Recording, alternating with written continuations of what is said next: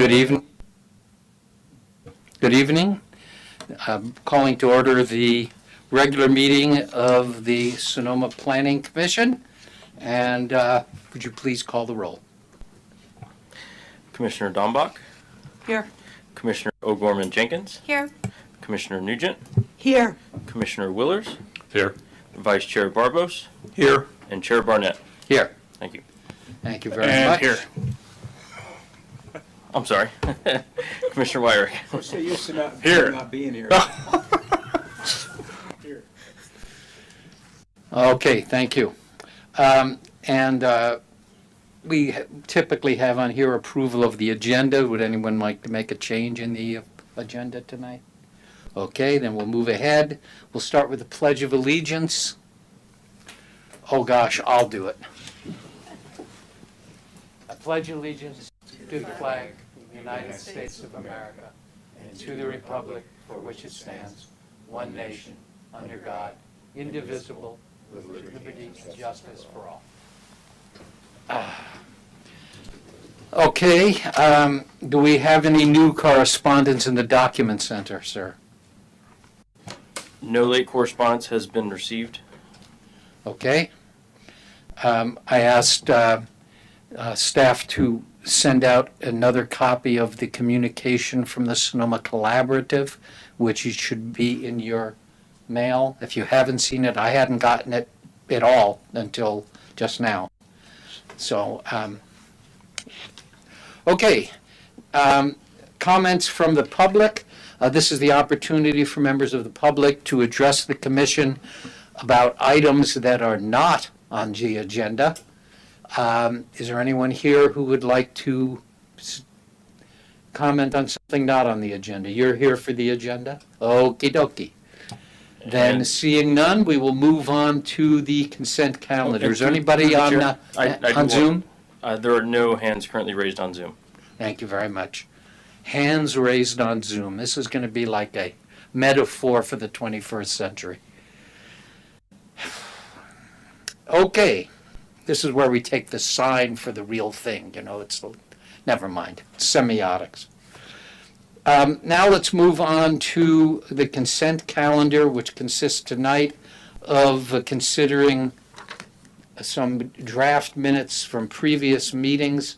One or more of you may have to recuse yourself if you were not in attendance. Anyone? I would like to note through the chair that you do not have to recuse yourself if you were not absent. If you were absent, excuse me, you do not have to recuse yourself. You mean any individual commissioner? Yes. Yes. You, not meaning me. Yes, okay. Just want to keep it straight. Yes, So I was absent for the May meeting, but what you're suggesting is I could still approve the minutes, even though I was not present for the May 18th. Yes. life just keeps getting stranger and stranger. Okay, may I hear a motion, please? Motion to approve? And is there a second? Second. All right, we've got a motion and a second. Roll call, please, Matthew? Commissioner DAMBACH. Yes. Commissioner O'Gorman-Jenkins. Aye. Commissioner Nugent. Aye. Commissioner Willers. Yes. Commissioner WIRICK. Aye. Vice Chair Barbose. Yes. And Chair Barnett. Aye. Thank you. The motion carries. All right, this could be a record-setting meeting, maybe. We're now going to move into our public hearings. Item 5.1 is to consider, discuss, and take possible action to adopt a resolution approving a wine tasting use permit. Can we get the staff report, please?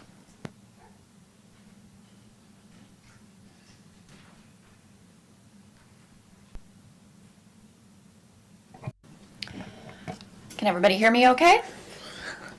All right, Jennifer Gates, Community Development Director. I'll be taking this item tonight. So this is a wine tasting use permit, WTUP 23-3 at 11 East Napa Street, Suite B. The project is located within a 610 square foot of an existing tenant space in the Sonoma Court Shops. On the screen that you'll see the location as well as some images of the entry that would be used by the public. There is a secondary entry that is private. So this is in our downtown district, and it is zoned commercial. The designation is intended for use as a retail and wine tasting, and so it is consistent with the use. So the applicant is proposing to operate daily retail sales and wine tasting to approximately 2 to 8 guests at a time. There will be 1 to 2 employees, and their operating hours will be from 11 a.m. to 6 p.m. There is no outside seating proposed, nor any modifications to the exterior of the building. In the Plaza Retail Overlay District, as you've seen before, the proposed project would not increase the number of wine tasting facilities in the area. We are requesting a new wine tasting use permit for this space because it was vacated more than 60 days ago. So this will not increase the total number. We are still at 24. With that, staff is recommending adoption of a resolution to approve this wine tasting use permit and establish a wine tasting facility, or reestablish one, at 11 East Napa Street, Suite B, subject to the findings and conditions of approval that are in your staff report. This concludes staff's presentation, and the applicant is here if you have any questions or would like to hear from them. Okay, thank you very much. Do the commission have any questions? I have one question. Why did you limit yourself to 8 people? Is there sure. Just wondering if there was a square footage fire marshal concern there, or You know, that I don't know. My name's Fair. Anna, by the way. nice to meet you. Okay, my name's Anna.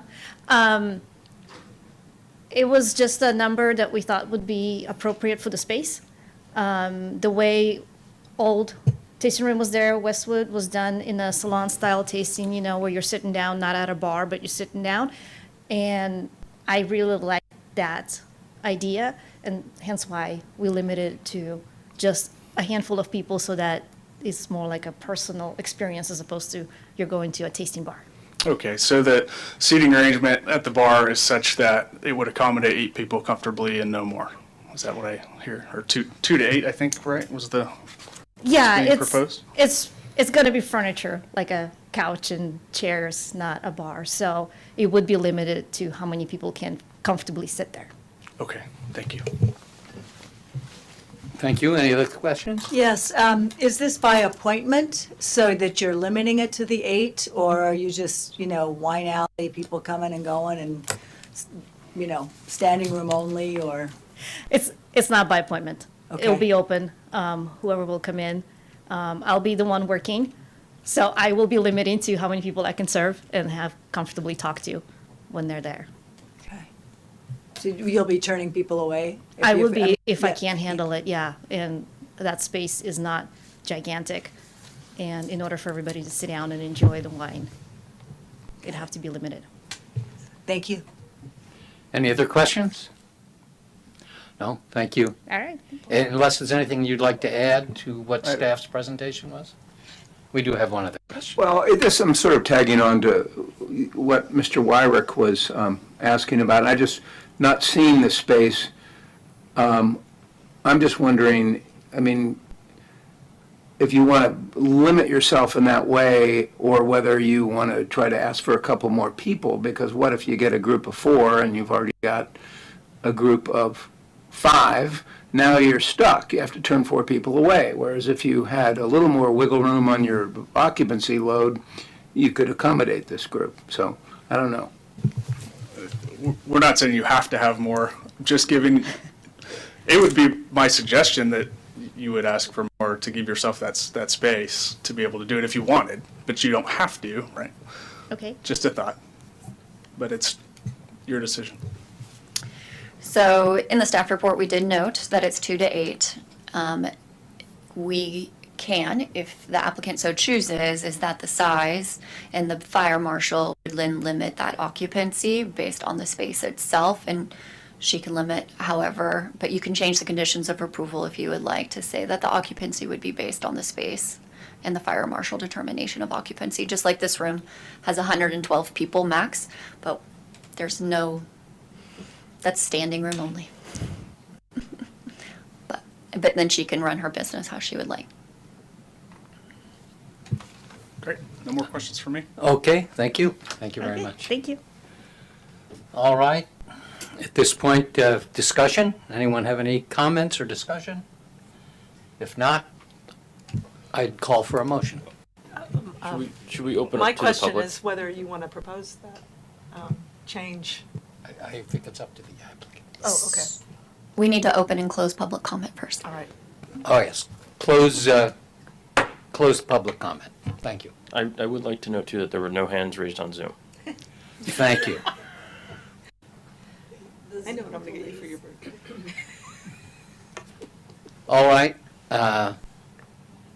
Well, I appreciate the suggestions and discussion of the commission here, but the occupancy is at the prerogative of the applicant. I don't think it would be appropriate for us to make a new condition of approval based on our opinion of how to run a business. I would agree. I think that's overstepping our bounds, so. But I will still welcome a motion. I will make a motion. And what is your motion? I would move to, I'm sorry, does anybody? I would move to approve a resolution approving the wine tasting use permit of Brad Johnson and Melissa Redmond, subject to the findings and conditions of approval. Is there- Thank you. We have a motion and a second. Roll call, please. Commissioner Dambach, Yes. Commissioner O'Gorman Jenkins, Aye. Commissioner Nugent, Aye. Commissioner Willers, Yes. Commissioner Wyrick, Aye. Vice Chair Barbose, Yes. and Chair Barnett. Aye. Thank you. The motion carries unanimously. Okay, and now we're going to move on to the final item of our agenda tonight, which is a discussion of the 23-24 fiscal year Planning Commission Annual Work Plan. And I will turn this over now to our Planning and Development Director, Ms. Gates. You can go ahead and put it on, yeah. Thank you. All right, thank you, Chair. I'm Jennifer Gates, Community Development Director.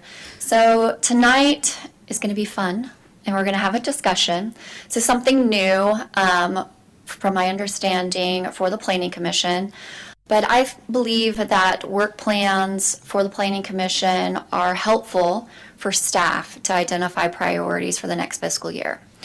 So what staff has done is prepared a staff report for you, and it just identifies what we have presently identified as our current goals, and I will go through those with you here in a minute, but also provided to you a list that was called a fix-it list. This is an older list. Some of these items may not be relevant, some of them may be relevant, and we want to kind of identify those and pull those to the top of the list. If they're not relevant, maybe they just need to drop off the list. So it's to help get a better understanding of the Planning Commission. You guys are our eyes and ears out in the public some of the time. Sometimes we hear it, sometimes you guys do. And it's to help us kind of identify what we're going to focus on. We're going to present this to City Council for their blessing so that they understand what our priorities are as well as well as how that lines up with their priorities. And that's why I gave you also the City Council priorities. So we'll go through this list. What I asked from each one of you was to look at the list of the fix-it list and identify 5 items either on there or other items that you have become aware of through your different interests and jobs, and provide input for the Commission's consideration today. So the reason why I identified 5 is just to kind of help limit the subject, because we could go through all, I think there were 62 on the fix-it list, but there's main topics around that. So trees being one of them on that fix-it list. So we don't have to necessarily get into the nitty-gritty of the trees, but that tree permits and that process is possibly one of the items that we would want to identify as maybe a long-term goal or as time allows. So we identified 3 different categories: current, as time allows, and long range or long-term plans.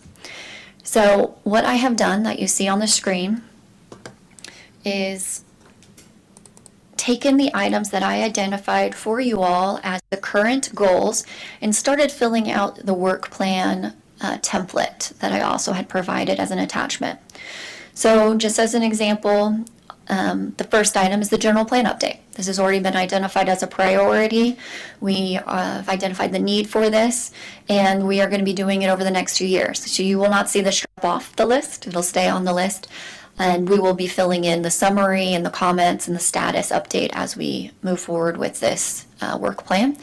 We will present the work plan to you guys again in June with the status of all the items on the current goals and anything that has been added through time, and get your feedback on that and maybe update additional items we want to pull to the top of the current goals for the next fiscal year. So that's the idea behind it. The other aspect that I wanted to identify in the sense of what I have placed in the current goals section is that these are items that we're either currently working on or have already been identified as policy measures that we need to implement within the next year. So the second item, the housing element implementation, is one of those items. This is a policy document that was adopted this year and certified. There are a number of items on here that are within the 9-year period or 8-year period, but most of the items have to be done within the first 3 years. So this is pulling out and identifying those items that were placed in the first year of 2023 or 2024. I identified those and placed them here under the housing element implementation. So those included the inclusionary housing update. We need to revisit that, and the inclusion of potentially having a fee. We already looked at the fee aspect of it, but looking at a nexus study with our impact fee.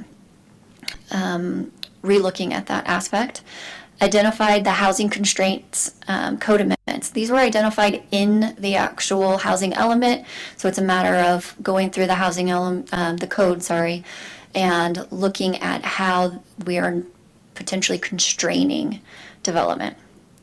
There were a number of code amendments that have occurred, AB, Senate bills, through the state that trigger our municipal code to change.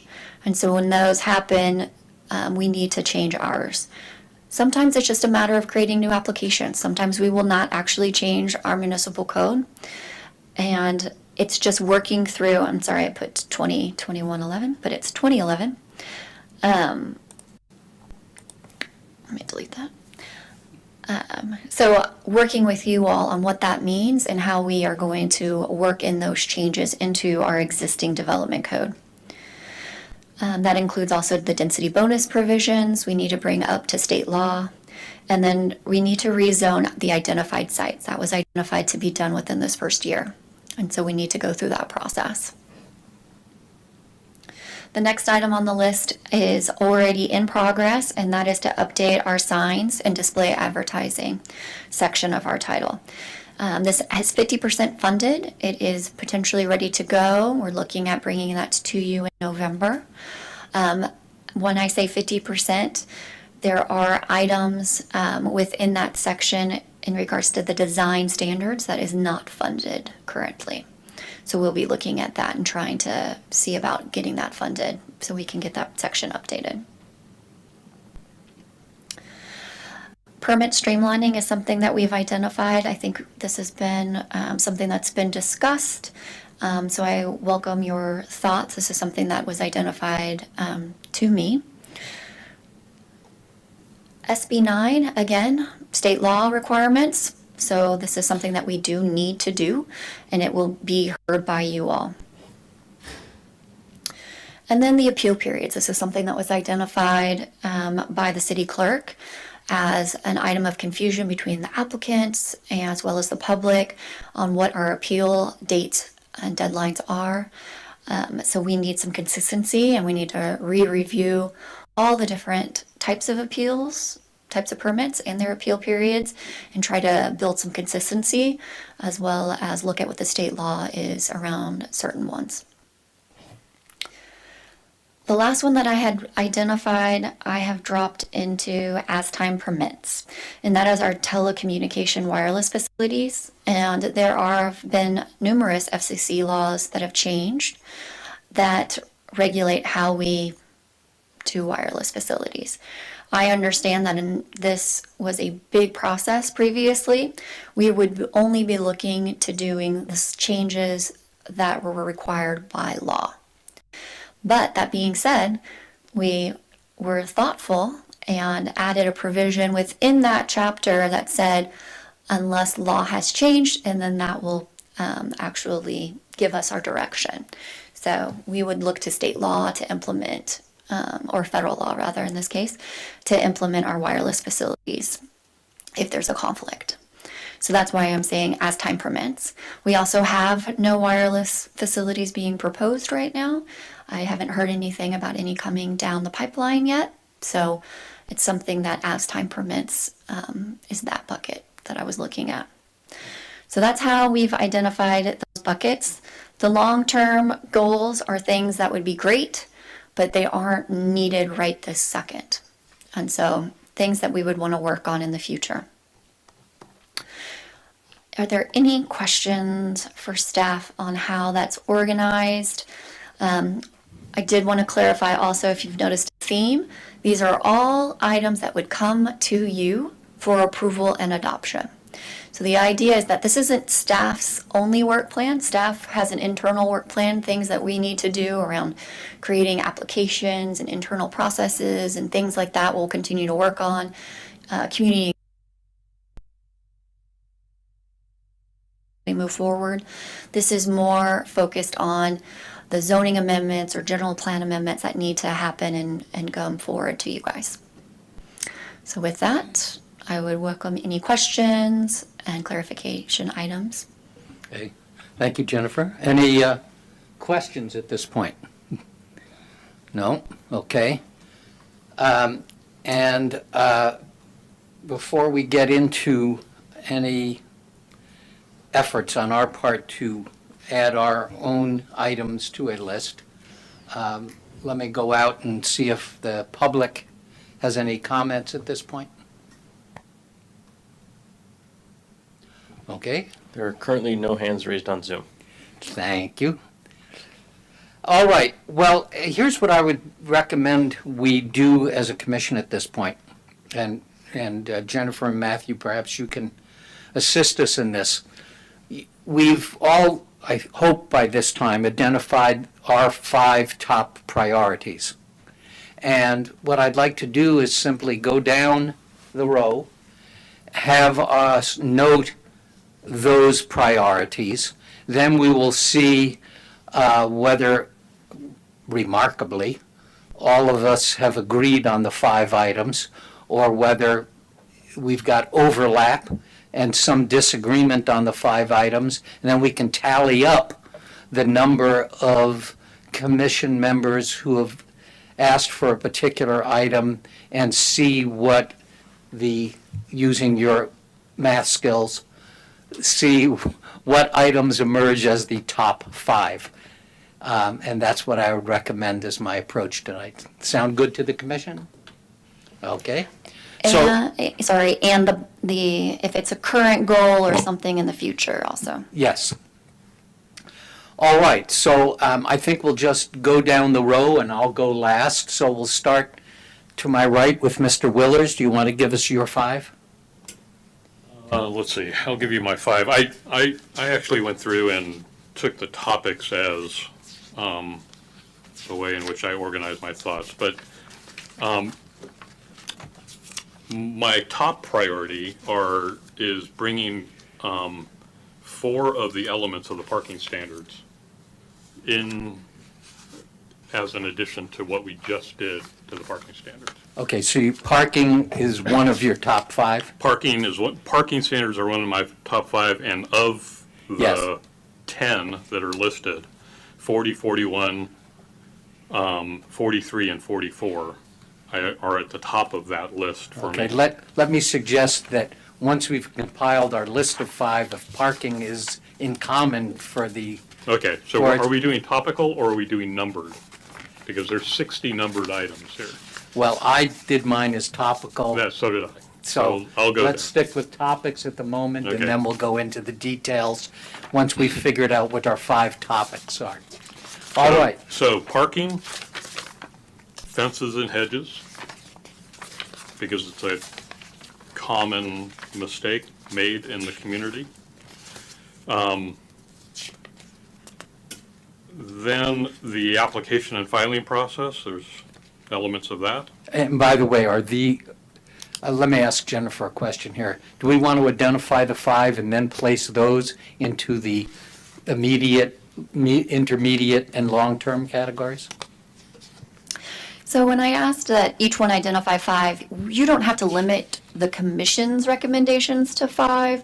When we have the conversation around where to place them, I would just hesitate to put too many in the current goals, considering how many All right, things well, are in there. let's see if So, we, yeah. let our 5 are, and then we'll figure out Okay. where they go in the timeline. Okay, Mr. Willers, continue. And then the general plan development code zoning amendments. Okay. And Ms. O'Gorman Jenkins? Yes, Mr. Chairman. Oh, thank you. So I approached this a little bit differently. I had a lot of questions about process, which I appreciate you answered those for me, so thank you very much. I was looking at it more in the context of what is going to be required, and it sounds like from your clarification, the items that are already outlined in current goals are based on statutory mandates. So that was kind of my overarching, making sure that those statutory mandates are our top priority. And those are going to be fluid, and they're going to continue to change. Just being in Sacramento, as I am every day, I'm seeing all the housing-related changes being proposed. So that was kind of my overarching. Looking at the overall issues, parking I listed as a priority, as well as affordable housing. Those were my top 2. I didn't focus much on the other components. I wanted to hear from my colleagues, but those were the 2 standouts for me beyond the process questions related to, again, the statutory requirements. And so I wasn't sure if I needed to prioritize those based on the staff report, and you've since clarified that for me. So thank you. Okay, thank you. Ms. Nugent? Also kind of went out in a roundabout way with this data. Probably first and foremost is the streamlining of the filing process, the applications from a user standpoint. The zoning amendments in the general plan, special use standards, affordable housing, and parking. Okay. Okay, thank you.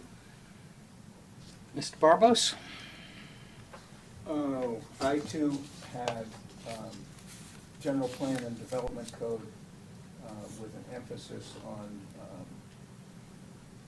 creation of standards that are going to allow us to have more affordable housing constructed.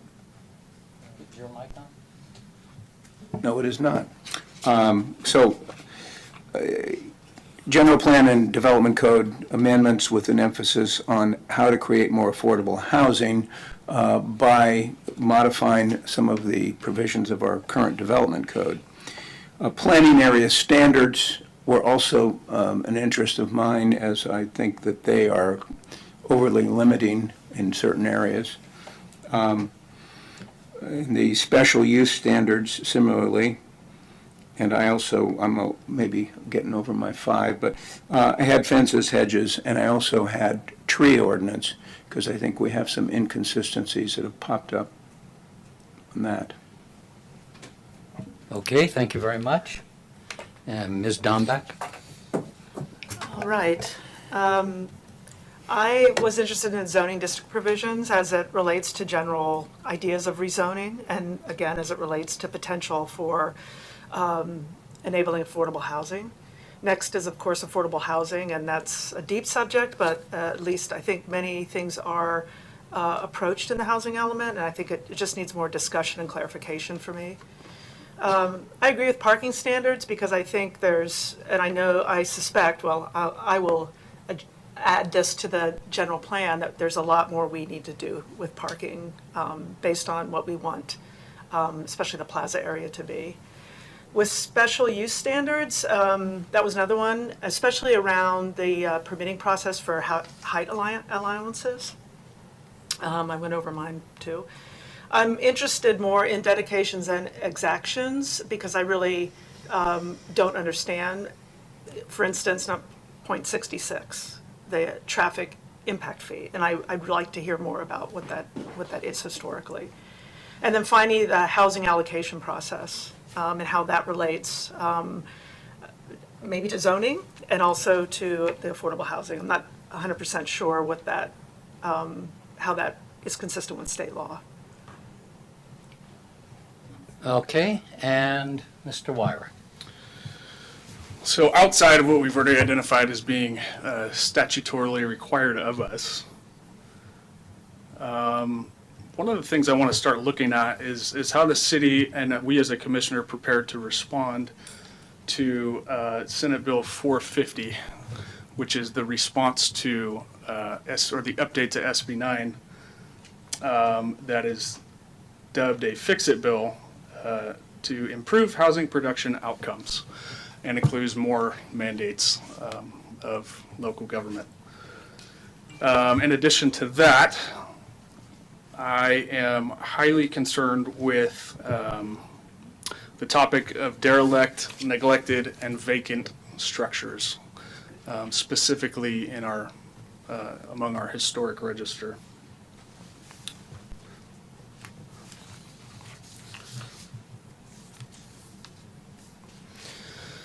And as it relates to appeal periods and permit streamlining, I want to take a deeper dive into that. While I generally agree with the concept of permit streamlining, I think that decisions that become an administrative decision need to be paired with the ability for public noticing, and there needs to be a robust plan in place to deal with decisions that are not made in the daylight here.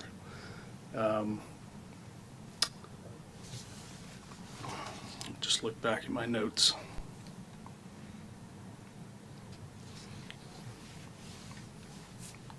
That'll be it for me right now. Okay, thank you very much. Well, some things, for example, the implementation of measures required under our housing element, I didn't include as my top 5 because I figured those are already required from a regulatory standpoint, so we've got to address them whether I'd like to or not, which I would, but I don't have to add them, which gave me a chance to do 5 things that weren't already mandated. One of them is permit implementation, the tree ordinance, planning area standards. Is this planning department speak for our, what we used to call our design guidelines? No, I believe it says the sections associated with like the northeast planning area. Yeah, the so that- downtown plan. That is what we used to call our design guidelines. Oh, okay. So I was assuming that this was all going to come up as part of the general plan, but I would like to have the opportunity as a commission to speak to this because I think it was the byproduct, those planning area design guidelines were the product of substantial work on the part of the community. And whether they are still applicable or the ways in which they are still applicable is of interest to me. Parking standards, I believe we've got a parking study that's yet to come back for a full review of the city council, in which there will be discussions of policy and implementation measures and forming a downtown parking district or other recommendations of that study. And it's already come to us. We had a hearing on that study already. But obviously, parking is a continuing problem, and I would like us to continue to do it. And the other one I picked was the historic preservation and infill in the historic zone. So we'll see if others agree. Some of the other ones on this list I honestly felt were outside of the Planning Commission purview and really had to do with policy decisions of the City Council. And so I'm a little unclear as to whether it's necessary for us to take those up without council direction asking us to take it up. It just seems a little preemptive. So there we have it. Now we can review our list and see what 5 seem to have emerged. And I don't think we have to limit it to the 5, but let's see how it all flows together. I missed one from Commissioner Nugent. Okay? And yes, I noted that. It is the special use standards.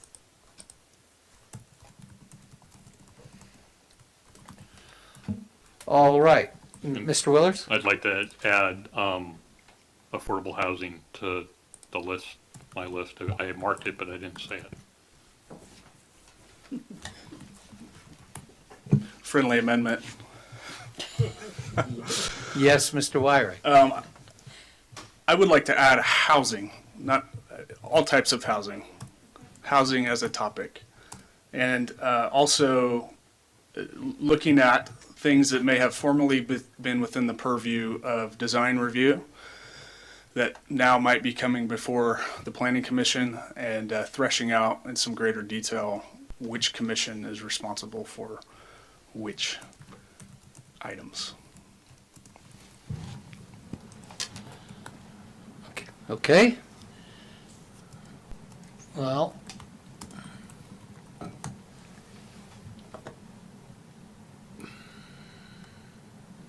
All right, you ready? I'm ready. All right, I am gonna do 2 columns here. I think, let's see, parking standards, we have 1, 2, 3, 4, 5 of the 7. I think you may have 6, actually. 6. Did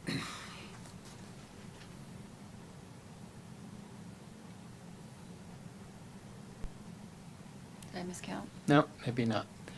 Okay. All right. Mm-hmm. Fences and hedges. Somebody's writing this down?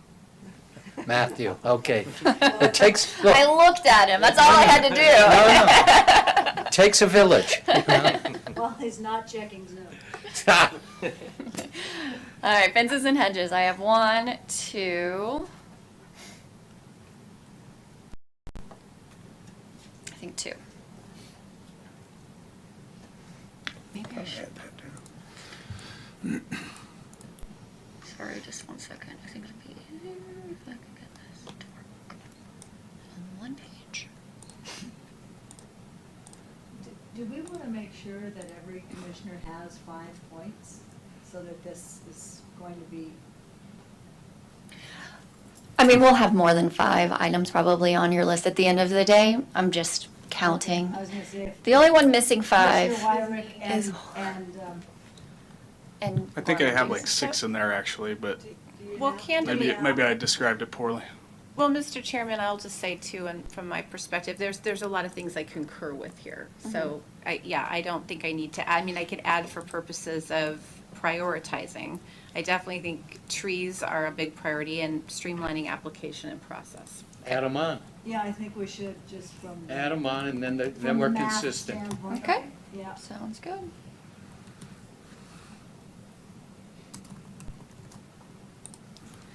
All right. Did you want to add or split up one of Yes, yours? let's bifurcate housing and commission responsibilities. Housing being its own Okay.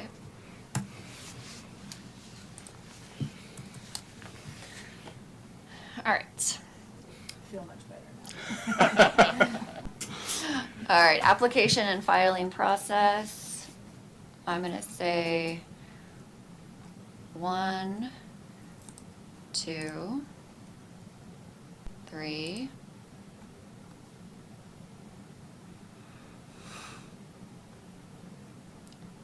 Four.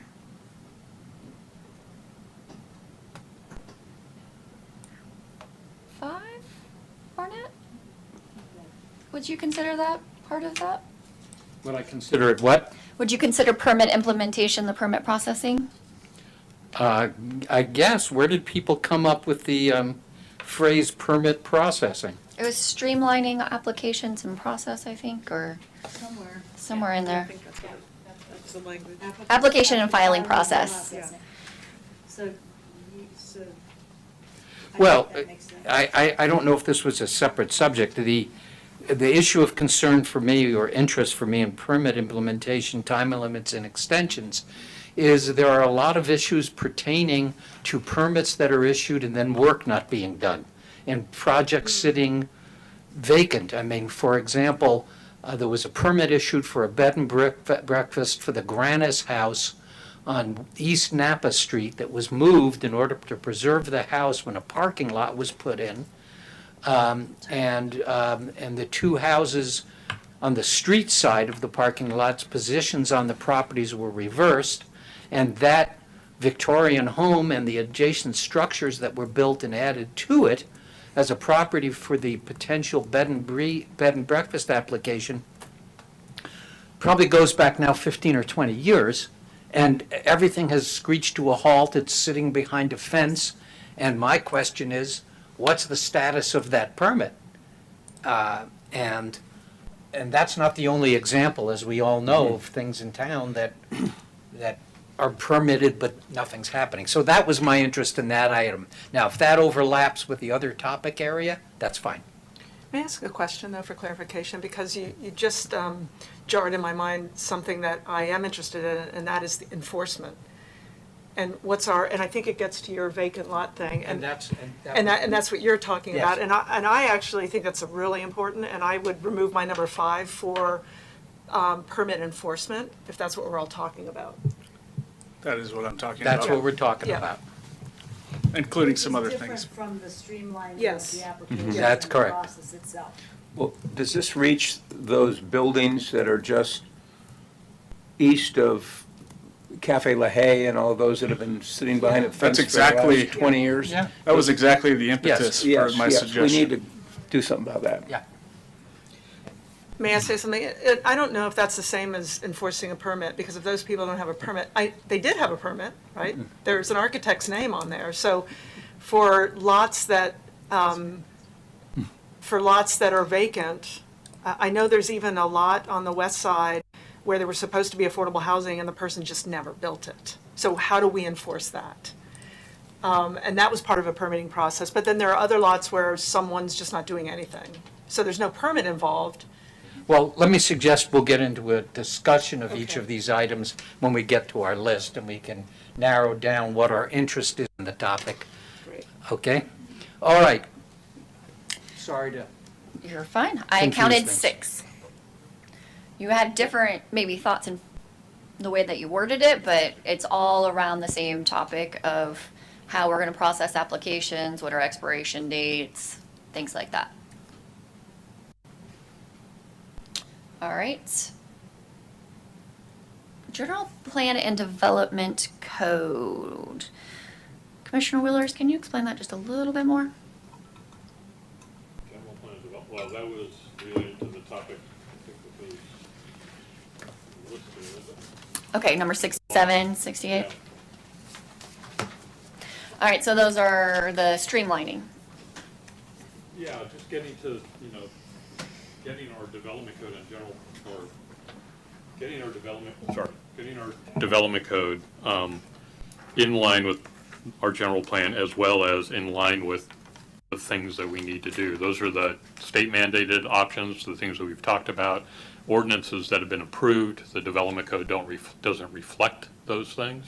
There are many ordinances where the development code is actually unless you know to go to the city ordinances, you think that the development code is telling you to do something a certain way, and there's another ordinance on the books that isn't reflected in the development code. And so, to me, that's a real priority. If we sit here and pass things, and it sits in some vague place in the corner, even though it's been adopted by the city council, and it's not reflected in the working document that people like me use, it creates problems, it creates confusion. So, you know, when we pass an ordinance, the development code should be updated to reflect that ordinance within a certain period of time, I believe. Because that is the working document for people to come to the city and look at and use, you know, and it's online, and there's disclaimers that say, don't trust this, you know, ask somebody, but, you know, but it is a document that's available to the public. So that's my So is that, personal thing. Commissioner Nugent, is that consistent with what you were identifying as zoning amendments on number 2? Yes. Okay, so there's 2 for that.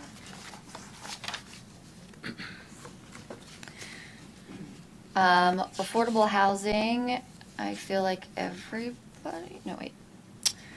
1, 2, 3, 4, 5.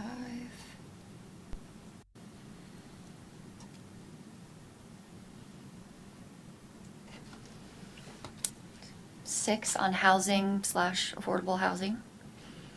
And the only reason it isn't on my list, as I explained, is because we've already got, on the present day, mandates to implementation of the housing element which pertain to affordable housing, so that's just a gimme.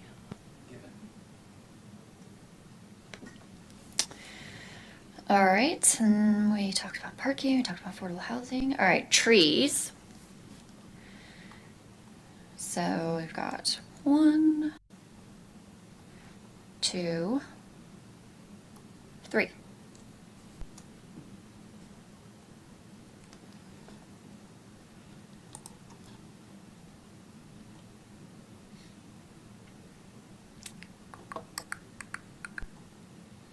Special use standards. 1, 2, 3. 4. No, sorry, 3. Sorry. Just 3. I think you missed the zoning under Nugent, number 2. That is consistent with the general plan development code of number 4 of Willers. Did I count correctly on special use? I see 1, 2, 3. I have 3? Okay.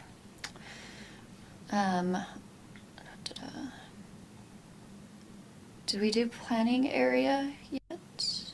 No. Planning area standards, 1, 2. Please correct me if I'm wrong.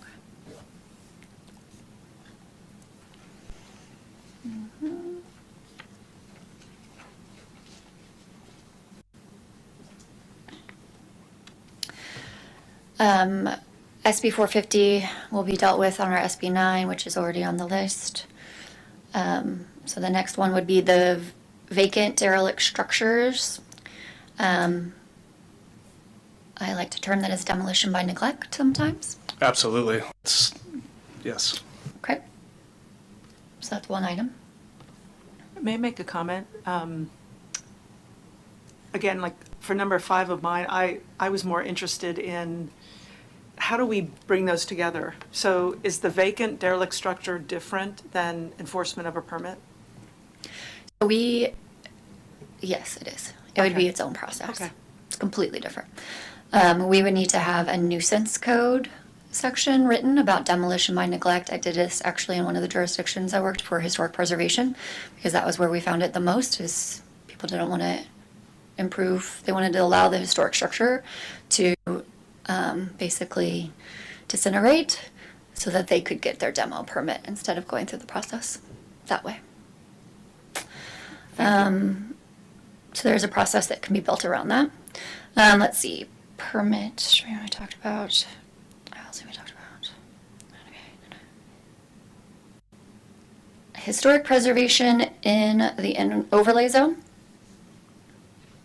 and infill in the overlay zone. Did I miss anything else? That's one.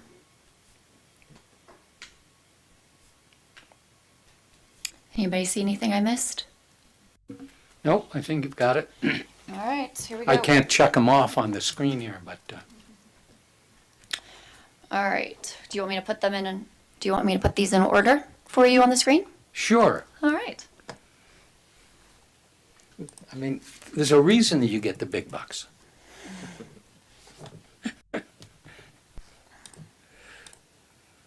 All right.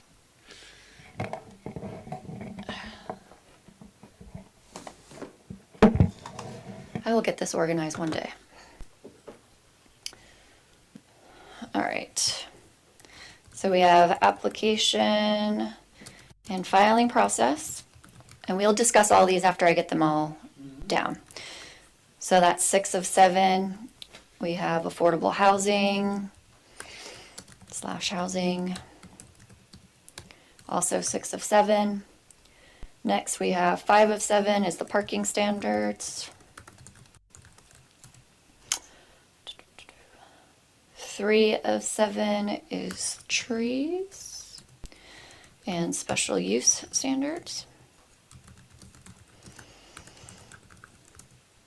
And then we have 2s, we have fences and hedges, the general plan.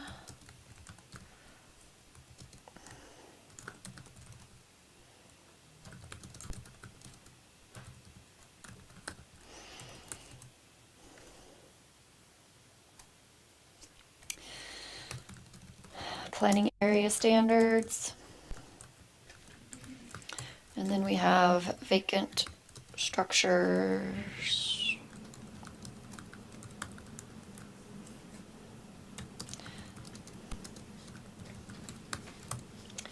And historic preservation.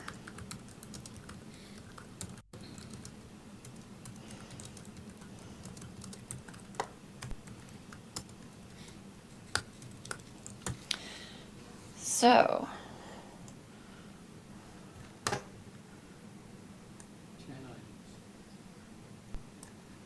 May I make a comment? I think that my concept of zoning was different than the application and filing process. just one second.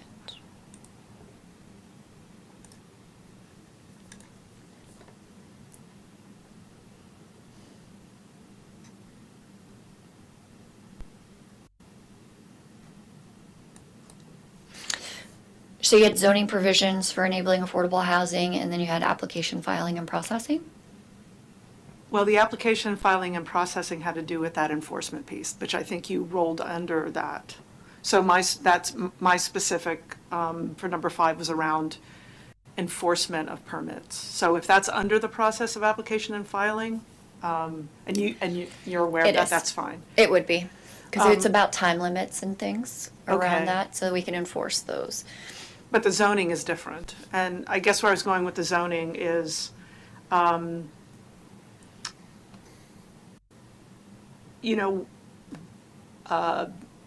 currently, someone can come and rezone. There's a request for rezone, right? And I guess part of the housing element is potential sites for rezoning. But and those are related to things that affect the RENA, but I didn't know if there was a proactive evaluation of potential sites to rezone. And that's kind of where I was going. I may not be very articulate about it. But I believe that whole subject of rezoning and identification of sites will be part of the general plan revised process. Am I correct in that? So the housing element itself identified those sites for our opportunity sites, right, for housing in the RENA. So it has to be identified through the housing element. Right now, we're doing a general plan update. Technically, we are not updating our housing element because we Right. just adopted it. That's right. So we would not be looking to actually upzone any housing sites on its own in this manner if through the general plan update and land use designations, and the land use plan, if there are items identified, that's something that we would do through the general plan process and the land use element section. Again, housing element for your RENA, you have to identify those sites for that RENA. Right, and I'm not talking Okay. about that. I was actually talking about other opportunities and around more streamlining the zoning so that if changes needed to be made, they could be made. So we can talk about that as far as, because that's some of the conversation that was having under affordable housing and Right. and things around affordable housing and how do we reduce the constraints around development of affordable housing, which Okay. is in the housing element already. And so that's something a little different than actual rezoning of those sites, right? So it takes a private property owner to come forward, say that they are interested in something versus us going out to do that. That was done through the housing element Okay. itself. So what I'm hearing is that you'll just roll that under that affordable housing big piece. Right, for the processing aspect and the affordable housing and the constraints on development, yes. And then any land use changes, things like that will be handled through the general plan update. All right. Thank you, Jennifer. Question. Yes, Mr. Barbos.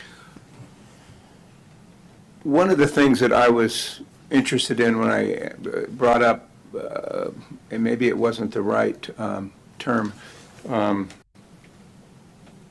planning area standards, was looking at different areas of the city that have different requirements for setbacks, lot size, floor area ratio. Those things end up being constraints on development. And would that get looked at in the general plan update and development code process? Yes, so the first thing I'm going to do is actually in that aspect is look at what was identified in the housing element as a constraint. Then with the affordable housing, when looking at how to implement more housing potentially, if that is what is identified in the housing element. I want to clarify in the sense that any density changes, things like that, that requires direction from city council for us to move forward with something to that level. But looking at the standards as they exist today and what our housing element has identified as constraining housing, that's what our focus would be on. Does that make sense? So it will include some of the aspects that you're talking about if setbacks are a constraint. But I need to look closer at the housing element itself. And I actually recommend probably that we all do a study session around the housing element implementation itself so that you guys all understand, in case you didn't look at it, the most latest and greatest, there were changes that were made. And we didn't look at it from the standpoint of how to actually get it implemented. Let me suggest here a process suggestion. We now have created our list of 10 items, and I'm sure we all have things we would like to say, or some of us will have things we'd like to say about each of the 10 items. So to broaden the context and increase our general appreciation of why it is these things are important to any of us or each of us. So what I'd suggest we do is we go through this list now 1 through 10, have the opportunity to have a brief but nonetheless robust discussion of each item and do it systematically in that way rather than each of us bringing up the things of interest to us in a, shall I say, willy-nilly fashion. Is that okay? Go through them systematically one by one and see what they prompt in terms of a discussion. And let me also ask, Caitlin, I'm assuming you are here with a primary interest on the affordable housing and housing portions of whatever we're talking about. So, and as you can see, that's in our list. So perhaps after we have as a commission, had our chat about the affordable housing item on our list, which is number 2, I would then ask you to come up and add whatever comments you have to that. And then, of course, you can also make comments about anything else on the list as the evening progresses into the wee hours of the morning. Okay, so let's start with the application and filing process. Are there members of the commission who would like to say more about that and what your concerns are? It apparently has turned into the number one item on the list. So it wasn't one of, I guess it was on mine, the permit implementation, but nonetheless, let's see what everybody's feelings and thoughts are about this. Mr. Willers. I starred item 24, consider extending time limits to 2 years and 3 for maps. And it's not to allow people to stretch out the process, it's actually to allow the process to unfold. It takes a long time to process a project. And from the time that you make your application and you get your grant of use to the time that it actually can be started in the ground is a laborious process. And it takes a lot of time, there's a lot of moving parts, and there's more and more regulations that must be met prior to even scratching the ground. And so often larger projects run up against those time limits simply because of the process. And having to come back to the Planning Commission to ask for forgiveness because you've exceeded your use permit and grant me another year, when really, it's really what the Planning Commission wants is to get the project built. It's just more work. It's more work and more expense to a project. And if we really want to get housing built, which most of our larger projects are going to be, that's one way to help get it done. So that's a priority to me. And then the other side of it is streamlining the application process. Anything that can be done to streamline the application process. And I agree with Commissioner WIRICK. I think that this is the place that applications need to be aired and approved or denied. And there are applications that obviously make sense to be approved over the counter, but I would say a majority of them need to come and allow the applicant to come and allow the public to come and talk about it. We're doing our job that way. But I do think that there are processes in the application process that should be looked at. Time, a simple example, it essentially takes 2 to 3 months to get on an agenda when you file an application. That 2 to 3 month period of time for most projects is a lot of money because usually there's land tied up, there's development rights tied up, there are contracts that are associated with it, and those 3 months of time have incremental costs related to that. Those incremental costs don't come for free. If the application is processed, they're actually a burden on the cost of the project at the end. So when you streamline the application process and you process, you cut a month off of it, you've lowered the expense of the project up front, you've lowered the cost at the end, hopefully. So again, anything that can expedite that process as well. Okay, thank you, Mr. Willers. Anyone else with comments on the application and filing process and the elements included therein? Yes, Ms. DAMBACH. I've said it previously, but it is really around enforcement and trying to not hold up the process, but perhaps on a case-by-case basis, if there's some complexity to a project, to ensure that there maybe are milestones that we can enforce, or that there's enforcement around, true enforcement around permits that have, are not progressing forward.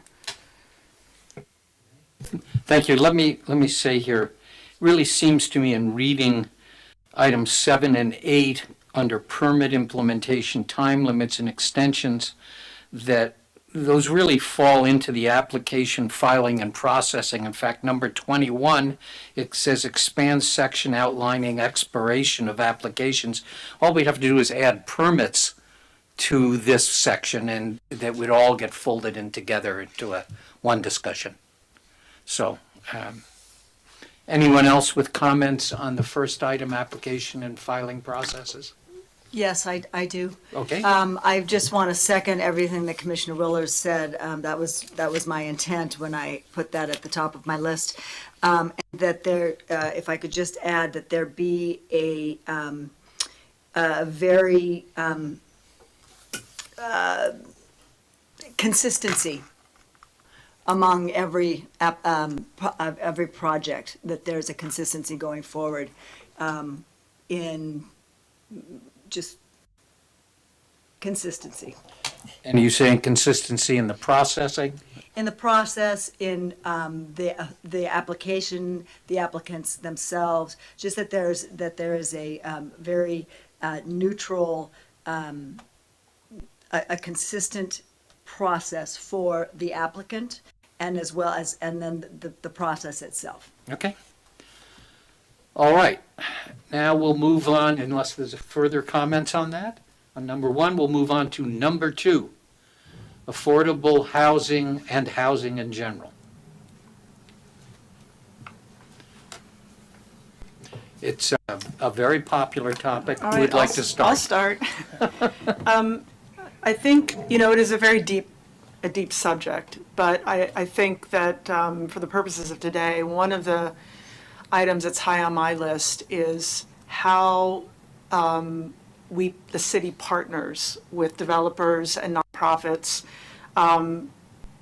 going beyond simplifying requirements and processes, but there's funding, there's identification of sites, there's the proactive exchange and in trying to get financing. So I don't know how to articulate it, but it really does fall under the implementation and how we facilitate the implementation. The other part of it is how we intend to use the housing trust fund. And I know that's not the purview here, but I certainly would think we could have some input into that. So those were the major focuses of where I was trying to go with affordable housing. Some of it is in the housing element. Some of it is around, again, funding or the ability to open funding up for the city. But those were the two focus areas that I was particularly interested in as we try to implement the actual housing element. Okay, who else? Okay. Thank you. I think you said it very well, Commissioner Dambach. I think where I was coming from was to how there's so much money that is being allocated to affordable housing. A lot of the latest policy developments in Sacramento relate to regional cooperation with nonprofit developers. We know the construction of affordable housing is very challenging, and so I don't know how to articulate it either, other than to say how we are able to leverage to qualify for additional funding to meet all of those objectives as outlined is really kind of where I'm coming from.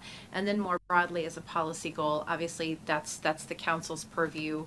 We are the implementers, but I want to say too that I think in the conversations that we've all had as a commission, it strikes me that we're all very committed to expanding housing production and affordability. And so I just think having that as an ongoing goal and priority for this commission is appropriate, and that's why I wanted to list it. Okay, Mr. Barbos? I would agree with both the past two comments. And just add to that, I think while it's not in our purview, we can certainly recommend policy and policies around funding for affordable housing. As you're probably aware, we used to have redevelopment funds, which are the major source of how we built affordable housing in this town, which we no longer have. So there have been a number of suggestions now and then about how we can replace that. Fundraising via fees, taxes that might get levied on various transactions in the town, a sales tax, what have you. I think, the council has a lot on their plate. It would be, I think it could be helpful to them if we could come up with some suggestions. excuse me, for things for them to look at in that regard, and not just have to come up with it on their own, so to speak. But I think trying to replace the help we used to get from the state is a big factor. And looking for the constraints that we have in our system right now that, which could be regulatory, could be some of the things we've already discussed on the standards that actually work to, against the creation of affordable housing. So identifying those constraints and trying to eliminate them or minimize them. Okay, thank you. I will Mr. just, Wyrick? I'll just briefly add, Mr. Chair, the reason that I termed it housing and not qualified it with big A, affordable housing, is that affordable housing gets a lot of airtime, but missing middle housing is something that doesn't get the quote airtime that I think it deserves. And I want that to be a focus going forward. Thank you. Mr. Willers? And I'll follow up. I think that housing in general has been identified over and over and over again for the 30 some odd years that I've lived here. It was the primary topic that I entered this community under and still is, as affordable housing. But also we have implemented elements within our development code that we intended to incentivize housing with. Those items in the zoning code have been used to over-speculate land for non-housing development. And some way of re-incentivizing the housing part of those things, those intents in the development code and the general plan. We began to do that with the residential component, but I think it needs to be further clarified when we discuss the general plan moving forward and its relationship to zoning. Because we did raise densities significantly for our community at the time, and we did raise FARs with the intent of implementing those densities. And the only thing that's happened is those FARs have been used for other items other than density. Other than housing. So we need to get our codes in alignment with what the intent is, if that's still the intent. So anyway, that's my. Thank you. Well, let me add my comments. Affordable housing used to be called subsidized housing. The term fell out of fashion when it, I guess, smacked too overtly of socialism. And so as part of the public diet for the spending of public funds, subsidized was replaced with the word affordable. But it's essentially the same thing. And what it speaks to, and others have mentioned this, having to do with the funding, the fact and the reality is, both historically and in the present, that unless government ponies up some dough, to put it plainly, large-scale affordable housing projects don't get built. Now, that ponying up the dough can be land that's donated to a project. It can be money that's donated to the project combined with fee waivers or other forms of reducing the expense of the creation of the project. But, as I have now said ad infinitum, that when you talk about the creation of affordable housing, you are talking about the need for money.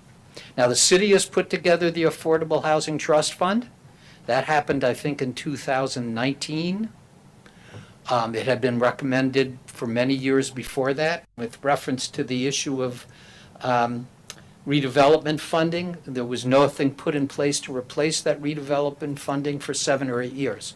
We've finally done that. It will slowly grow. It will take a long time to do it. The in lieu fees that we recently adopted will help build it. But nonetheless, unless there are literally millions of dollars in the Affordable Housing Trust Fund, and I'm not talking about 1 or 2, I'm talking about tens of millions of dollars, or the bonding capacity of the city can be tied to reliable ongoing revenue sources so that the city can issue a 20 or a 30-year bond to put 10, 20, or 30 million dollars on the table. Until and when that happens, big affordable housing projects won't happen. So the problem is that the decisions pertaining to the increase of revenue streams for affordable housing is not something that is in our power. Yes, we can recommend it. We can recommend it as a commission if we want. We can recommend it as individual citizens of the community if we want, which I have done. And I sent a letter to the city council, now it's probably almost 4 years ago, demonstrating ways in which I felt we could generate $3.5 million a year in additional revenues for affordable housing to go into the Affordable Housing Trust Fund by looking at a half a dozen different programs and current funding priorities in the city. I still think they're viable, and I have talked to probably every member of the city council about them for years. Here's what it comes down to. When the city council makes decisions, they're making decisions that are not just policy, they are also political decisions. And for those of us who have sat on the city council, the matrix, the decision matrix, sometimes invades the area of what am I going to decide that's popular so that I end up reelected. That is partly a influence on the way decisions get made at the city council. What is politically acceptable, popular, unpopular? So I'm not really sure what more we can do on terms of funding policy. Personally, I think there's lots of ideas, but it takes political will, and it's not our political will to do it. It takes political will of the city council. So I don't want to spend a lot of time on funding stuff, personally speaking. I think we've got some areas that are part of the housing element which we have to do. There's some things that are unclear. For example, I had a conversation with our community development director the other day about whether or not units that are preserved to be affordable, that are falling out of their affordability covenants, and there's probably over the next 8 years 150 units that are going to fall out of their affordability covenants. How do we preserve the affordability of those units, and do they or do they not count towards a RENA number? We don't have a definitive answer to that last question, but we do know that it's probably a bigger bang for the buck to preserve the affordability of a unit than to build one from scratch. However, that is once again something that is beyond our control. We don't make that decision. How the council wants to spend the Affordable Housing Trust Fund, whatever money it has, is up to the city council. So this is a complex area. I saw the letter that the Sonoma Collaborative sent, and one of the ideas in that had to do with the preservation of currently existing affordable units. Couldn't agree more with the importance and value of that, but it's not in our purview.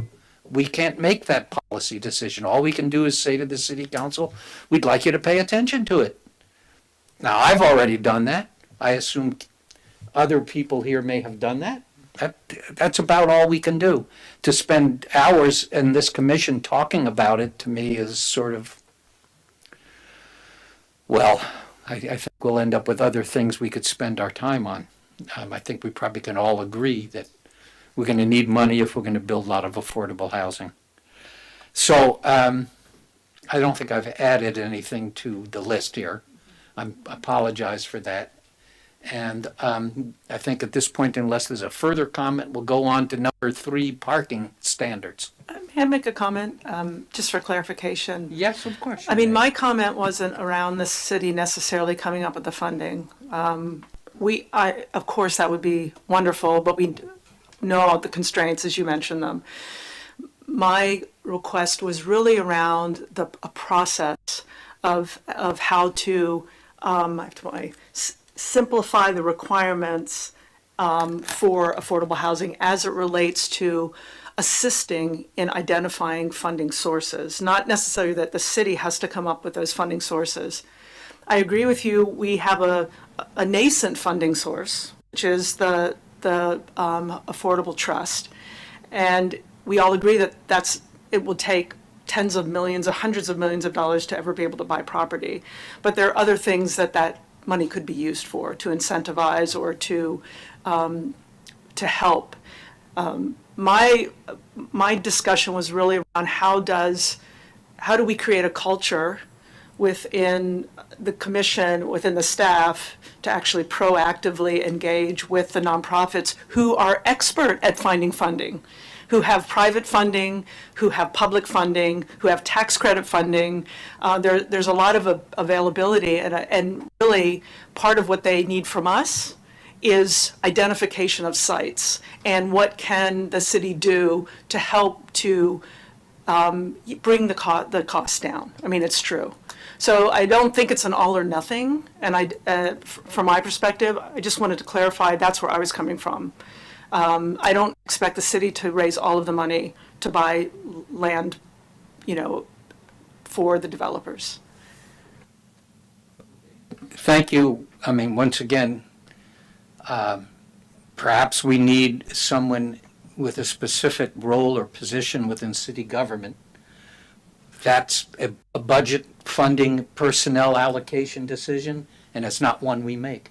So we can approach the city council individually, or we can make a recommendation as a commission if the moment is appropriate. But ultimately, they're the ones who control the purse strings, and devotion of staff time to anything. Caitlin, would you like to come up and talk about affordable housing? Yes, thank you. Through the chair, I just want to formally open the meeting to the public for comment. I will open the public hearing. Thank you, Planning Commission. Caitlin Cornwall, representing the members of Sonoma Valley Collaborative. My error, I hadn't quite realized in reading this agenda item that staff was bringing to you just work plan items that consisted of things that you would have to adopt. So I think almost everything that is in the letter from Sonoma Valley Collaborative isn't quite in that category, but you're talking about a lot of it anyway. So I just have a couple of comments. A lot of what was in our letter was really trying to grease the skids for funding. And as you pointed out, there's a lot of money out there right now. It really rewards collaboration. That money wants to see unusual partnerships, and those things take time to build. And so one of the things that was in our letter was, and again, it's not a year thing, it's a staff thing, but to just like start those conversations that are described in the housing element with nonprofit housing developers, with legal aid and other tenant serving nonprofits, just because though that crank needs to start spinning so that it can eventually gin up the kind of partnerships that can generate money. Sonoma Valley Collaborative, we've had to build our housing knowledge over time.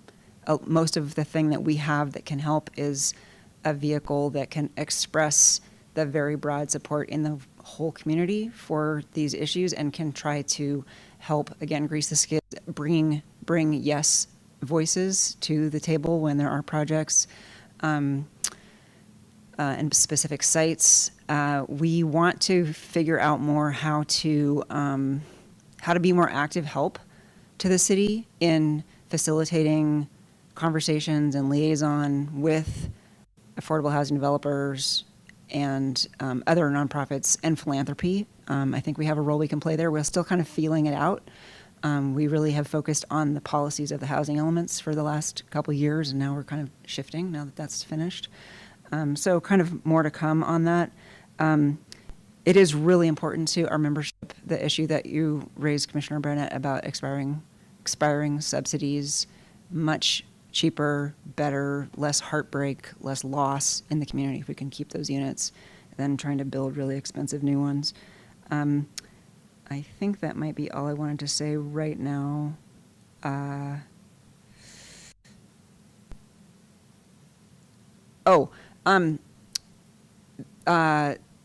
During the process of the housing element, the city participated in a thing called the Napa-Sonoma Housing Collaborative, which sounds sort of like our collaborative, but it's different. And I don't even know all the membership of it. You might know. I think it was cities and counties across the North Bay who all had to jump through similar hoops for their housing elements. I am 90% sure that collaborative is continuing through into the implementation phase, and so I bet there are very productive conversations happening there about seeking funding, and so collaborative money-seeking operations across the whole of both counties could be really good because there are quite knowledgeable people associated with that collaborative. They hired consultants. So I think that would be a great thing for staff to actively participate with. And I think it would be great to make a series of recommendations to council. You all and the collaborative and many people in the community have learned a ton about housing during this housing element process, and not all of that has gotten through to city council, and I think there's a lot of really practical things that you could recommend to council, and we would be happy to back you up on that. So that's all I have now. Thank you, Caitlin. Just one further comment, then we'll move on to the next item. I think the good news is that certainly from the standpoint of this commission, and I think by and large the community at large, there's a lot of people ready to say yes. In fact, historically, there is no large 100% affordable housing project that's applied for permits within the city over the last 30 years that has been denied a permit. Not even one.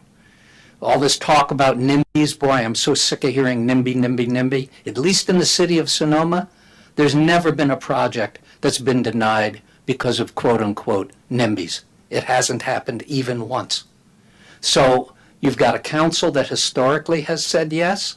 If the developer came forward with a project that had the funding, and if the city had the funds to help contribute to prime the pump, the commissions approved them all, the councils approved them all. I don't expect that to change. I think that's great news. I think that's absolutely great news. We're receptive, and we have been leading the way in terms of affordable housing policy in so many different areas, such that the state is just catching up with us now. For example, they're now making housing as a permitted on commercial parcels. Housing on commercial parcels in Sonoma have been legal for over 20 years. The state's just catching up with us in certain respects. So I think this is really excellent news for this community. It always has been. What we don't have is the money.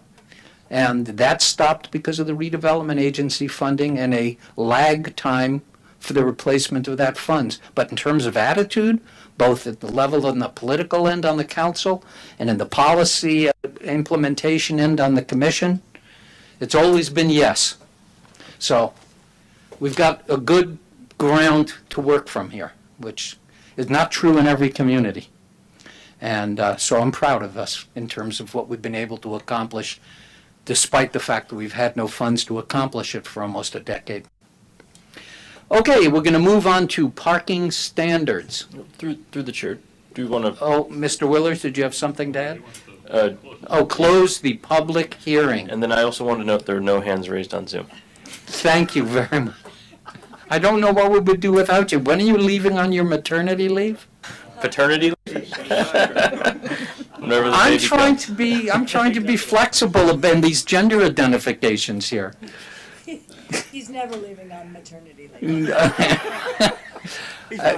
You're leaving soon, and how long will you? He's not having the child. I know, I get that.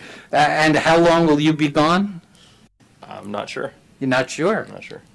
Well, we'll miss you because I don't know what I'm going to do about opening and closing the public hearing. Okay. let's move on to parking standards. Does anybody need a break? No. We're good? Okay. Parking standards. Who'd like to start on parking standards? Mr. Willers. We've done good work recently. We lowered the need of parking for different units and different retail uses. There's one major element of the parking standards that needs to be modified, and that is the size of the dimensions that a car takes up in terms of circulation and parking in our code. Currently, I'll put it this way. You build a 3,000 square foot house, you have to provide a 20 by 10 parking space for that. Your driveway, essentially. That's what the code requires you to do.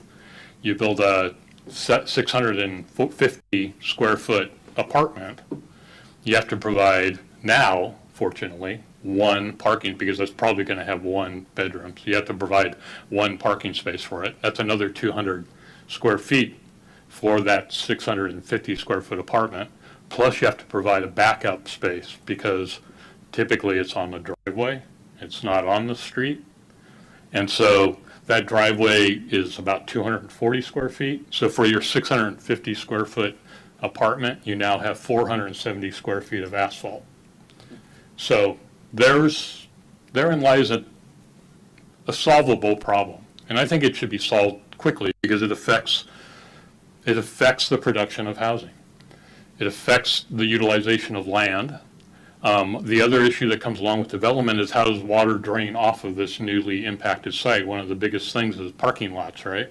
And water, and having to pick that up and then not let it leave the property, but find area for it, for that water to dissipate into the ground. That's another housing unit guaranteed. So if we simply reduce our standards by a foot and 2 feet in width or length and a foot in width, and we reduce our backup standards by 3 feet, which we consistently as Planning Commission allow to happen, take it from 27 to 24, because 24 operates. Many jurisdictions use it as their minimum backup standard in in housing communities. You've reduced that asphalt area by almost 100 square feet. You reduce that by 100 square feet, you do it twice, and you got to have another parking space. So but just by that reduction of standard, you accumulate an additional parking space in less asphalt, essentially. You've freed up a parking space worth of asphalt for every 2 that you build. And that's a really important thing in terms of making more room for housing to go on properties and less asphalt. It also opens up the ability, as it's discussed in the parking standards, for additional landscaping. That landscaping then becomes the place where the drainage goes and gets filtered. So, it seems kind of silly to get excited about parking standards, but parking standards control development, period. It controls housing development and controls commercial real estate development. And it has the most negative impact in terms of land use. So we should come into the 22nd century and get past the 21st. Okay, thank you, Mr. Willers. Other comments on parking? You're here. Okay. Maybe one of the things that are as attendant to that is the use of permeable materials in paved areas. And maybe that will reduce the demands for a runoff area for ground intrusion of the collected water. Mr. Willers. So I want to clarify that notion because in our community it's very difficult to do. We have soils here that do not accept water quickly. And so permeable paving is a great notion, but our soils, our underlying soils, don't drain. They're high in clay typically. And so we can fill up the first strata with water. So a couple of inches of rain on that permeable paving fills up that strata, and for the remainder of the wet season, it's running off. And to do that permeable paving in terms of a section requires the removal, to do it the right way, the removal of even more soil from the property, which leads to, so what I'm getting at is be careful what you ask for, because what you do in asking for permeable paving, unless it will work on the soil that's on the property, is you drive the cost of that project up. There are easier ways to deal with the water, to retain it and let the water naturally, slowly get to the watershed and filtered through landscaping. And that's where the bioswales are actually a very effective way of dealing with water in our community. You know, if you go out to the beach, yeah, permeable paving is a great idea. The water goes through the permeable paving into the sand and it's gone. That's a great way to do it. But here with the clay soils that we have, it just doesn't work. So. Okay, thank you. Anyone else on parking? I just have a clarifying question around some of the considerations from the past, the requirements for solar and for EV. With regard to the solar, does anyone have the historical consideration? I mean, I know the high school has solar, and there's some ideas where you can actually mitigate heat by having the solar panels, but how did that relate to the aesthetic of the community? Does anyone have any background? Because it sounds like a good idea, but it may be ugly. So I was just curious. Well, you know, every project now, every housing project is going to be required to provide solar to meet its needs, essentially. Most of that is going to be accommodated on the roof. Right. You know, carports are solar collectors. They can be. If you're requiring carports of projects, then that's a perfect opportunity for that to happen. It doesn't have to necessarily be ugly. Every design solution can either be ugly or well done. You know, it's just a choice you make, basically. I don't see solar collectors as ugly. I actually see them as beneficial. I'd see them almost as trees. They're not green. They don't produce oxygen, but they take carbon dioxide out of the atmosphere. They do the same thing a tree does. And so, you know, requiring them in the right circumstance to be used that way, or offering the opportunity for them to be used, I think is just going to, it's essentially state mandated anyway. We have to find area to put solar collectors, because we're required, and I say we, those of us making buildings, because we're required to do it. We have to offset the amount of energy that we use, essentially. So, you know, that, I think it's one of those things that's a state mandate is kind of going to follow its way through. The EV thing is essentially the same thing. The state's going to mandate more and more EV parking spaces, more and more EV stations. And so trying to organize, it's going to be one of these situations with our code where you're going to have to say, unless the law changes, well, why even have that? You know, just say EVs as required by state law, because that's the way it's going to go. You know, it's kind of like the ADA laws. You have to meet the ADA laws, and they change every code cycle. They change. Yeah, I guess for the solar, what I was thinking about more were these large parking lots. And that's what I see at the high school. And I'm in favor of them too, but I just was considering the other perceptions that people may have. And I don't know if we have an ordinance around requiring people, like a Safeway, to have these lots or a new development. So that's where I was going with that. The interesting thing is we have an ordinance that requires landscaping, and Safeway was required to put trees in. And Safeway, like Traintown, choose to manicure their trees in such a way that they do nothing that they were supposed to do originally. They don't shade the parking. They don't provide any green that the landscaping ordinance was asking for in requiring the landscaping. They simply are sticks in the landscape because of the owner and the lack of enforcement upon the city to require that owner to grow the trees the way they were intended originally. It's the same for the Chevron station. The sycamore trees that were along Napa Street, where'd they go? So it sounds like this is yet another potential It enforcement is. action. And it's a, it's a property owner, they make decisions to do things that in a certain way because I imagine Safeway doesn't want to clean up leaves. Well, I would ask then that be a topic of the parking.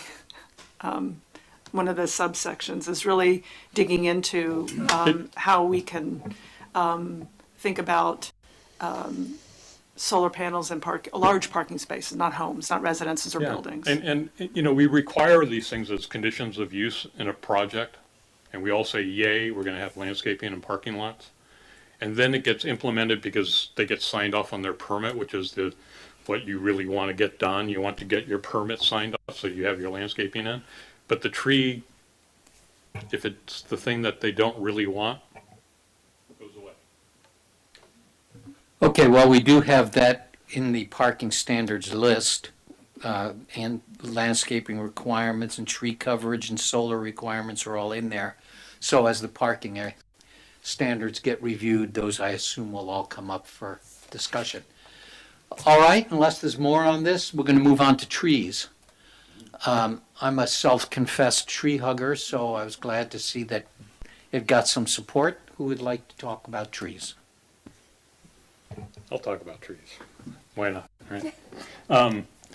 I think the tree ordinance I think that there are trees, I think the tree ordinance needs to be streamlined so that that a property owner understands the limitation of trees and their benefit to a community as a whole. Our tree ordinance is currently bifurcated to public, the front of the property, and the rear of the property.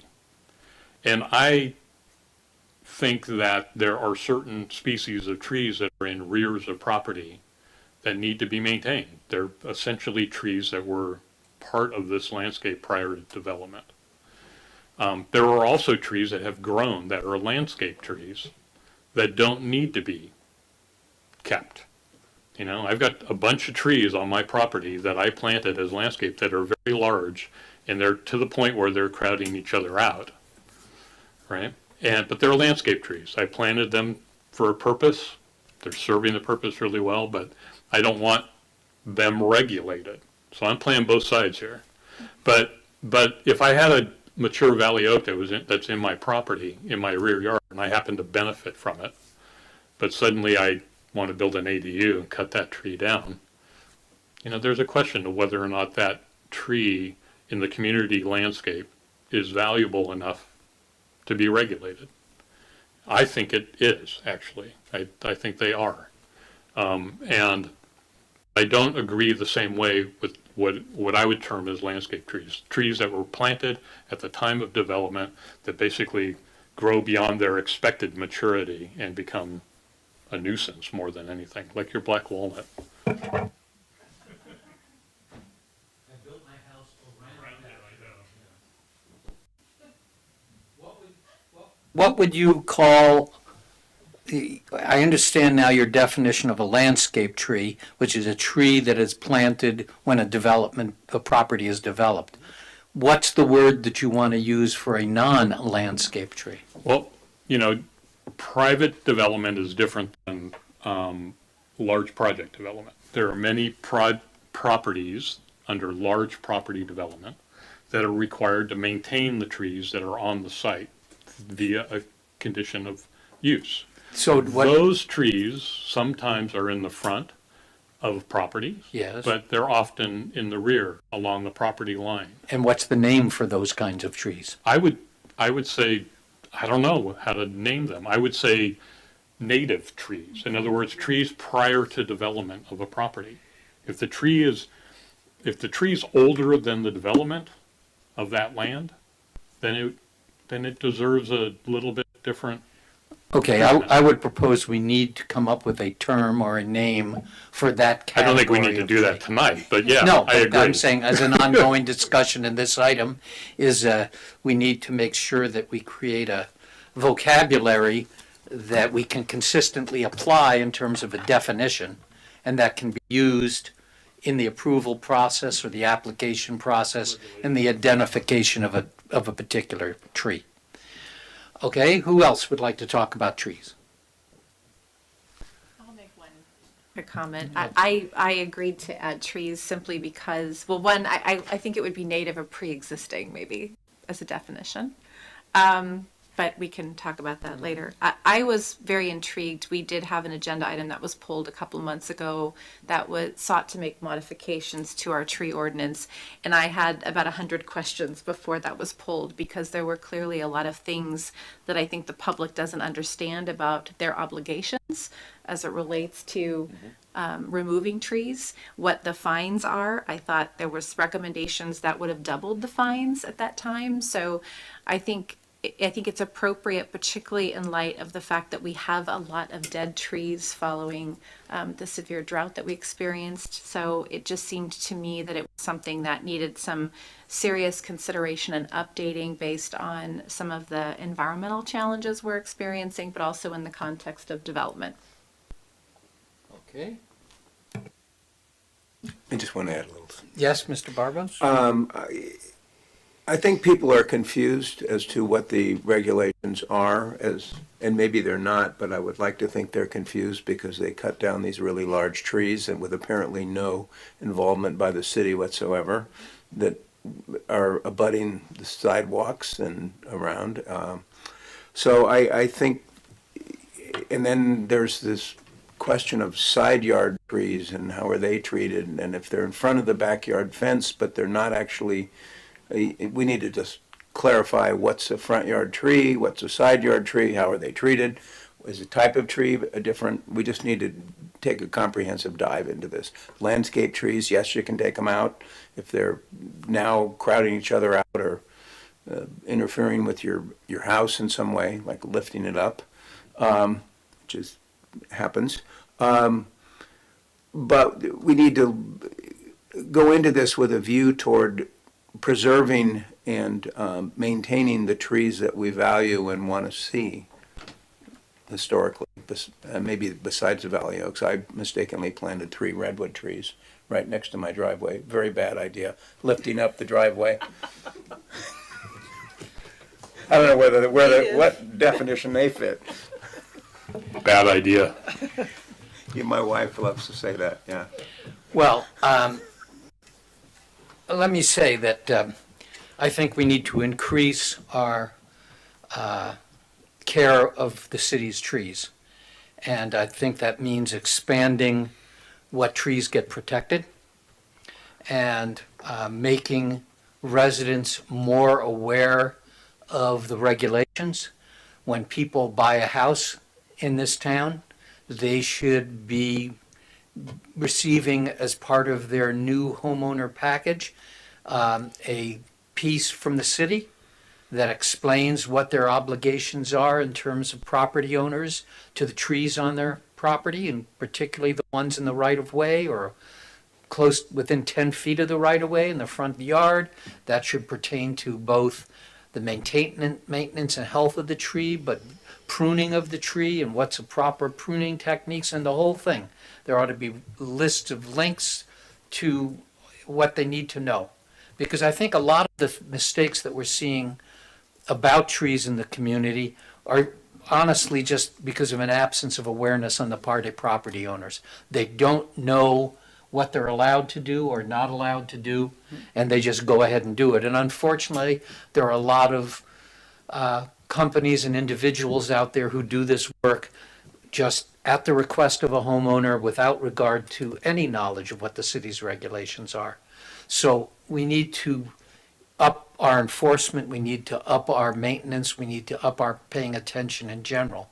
I think there's another thing that would be interesting to do, and probably it's not within the purview of the city to do it, but it would be a good ecology center project, if I may interject while Caitlin's here, which is I don't know if there's ever been a calculation done as to, for example, the amount of carbon dioxide and the amount of oxygen that are related to the growth of a large mature tree. I mean, we're talking about a 50-foot tall oak of 125 years. You know, what is the calculation about that tree? I think that can be part of the information and database that we convey to the public, which is when you cut down a tree in your backyard, you're eliminating the sequestration of so much carbon, and you are eliminating the generation of X amount of oxygen. And I don't think these numbers are all that difficult to probably get, but they should be part of the package that we build in terms of tree education. So all those nuisance landscape trees are part of a calculation that I did when we built our house, based on what my calculated energy use would be per annum. The trees offset that as a CO2. So it was my own kind of little calculation that I went through and planted the number of trees to do that. yeah, and that's another interesting calculation, which is to look at the energy needs of a home and how can you offset it with carbon sequestration to the planting of a tree. It's just not stuff that's commonly talked about, but it needs to become part of our common conversation here. We need to regard trees as part of the living system of which we're a part, not just some sort of interloper that is, in the way. And, my view of trees is that they operate in a different time scale than human beings. And so our appreciation of them is distorted by our human frame of reference of time, which is very compressed and very short. And trees don't think in terms of 100 years. Trees think in terms of 500 years. Trees exist in a different framework of time. And so, but in many other ways, they have the same struggles as any other living thing. They have to contend with their environment. They have to contend with the weather. They have to contend with conditions. Sometimes they struggle. Sometimes they're plush. The reason the large branch on my black walnut broke this year is because we had so much rain. I mean, the trees, I don't know if you've looked around town, the trees this year are just absolutely plush with green. I mean, it's just extraordinary. So, anyway.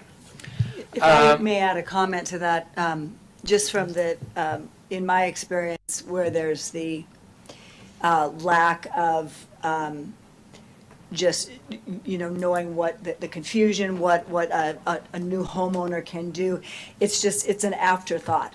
The trees are never are never thought about in the transaction. They're not on the boxes that need to be checked off. So, and then when they own the property, it's like, well, I own it, I can do what I want.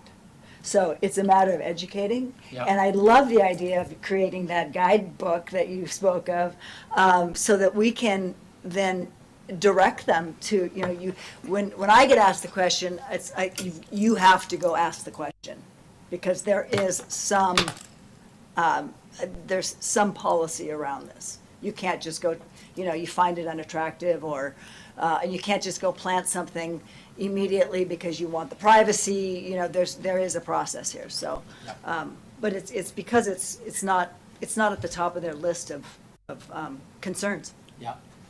Well, maybe Jennifer, under trees, you can add the creation of an informational guide that could be circulated to real estate agents for distribution to homeowners.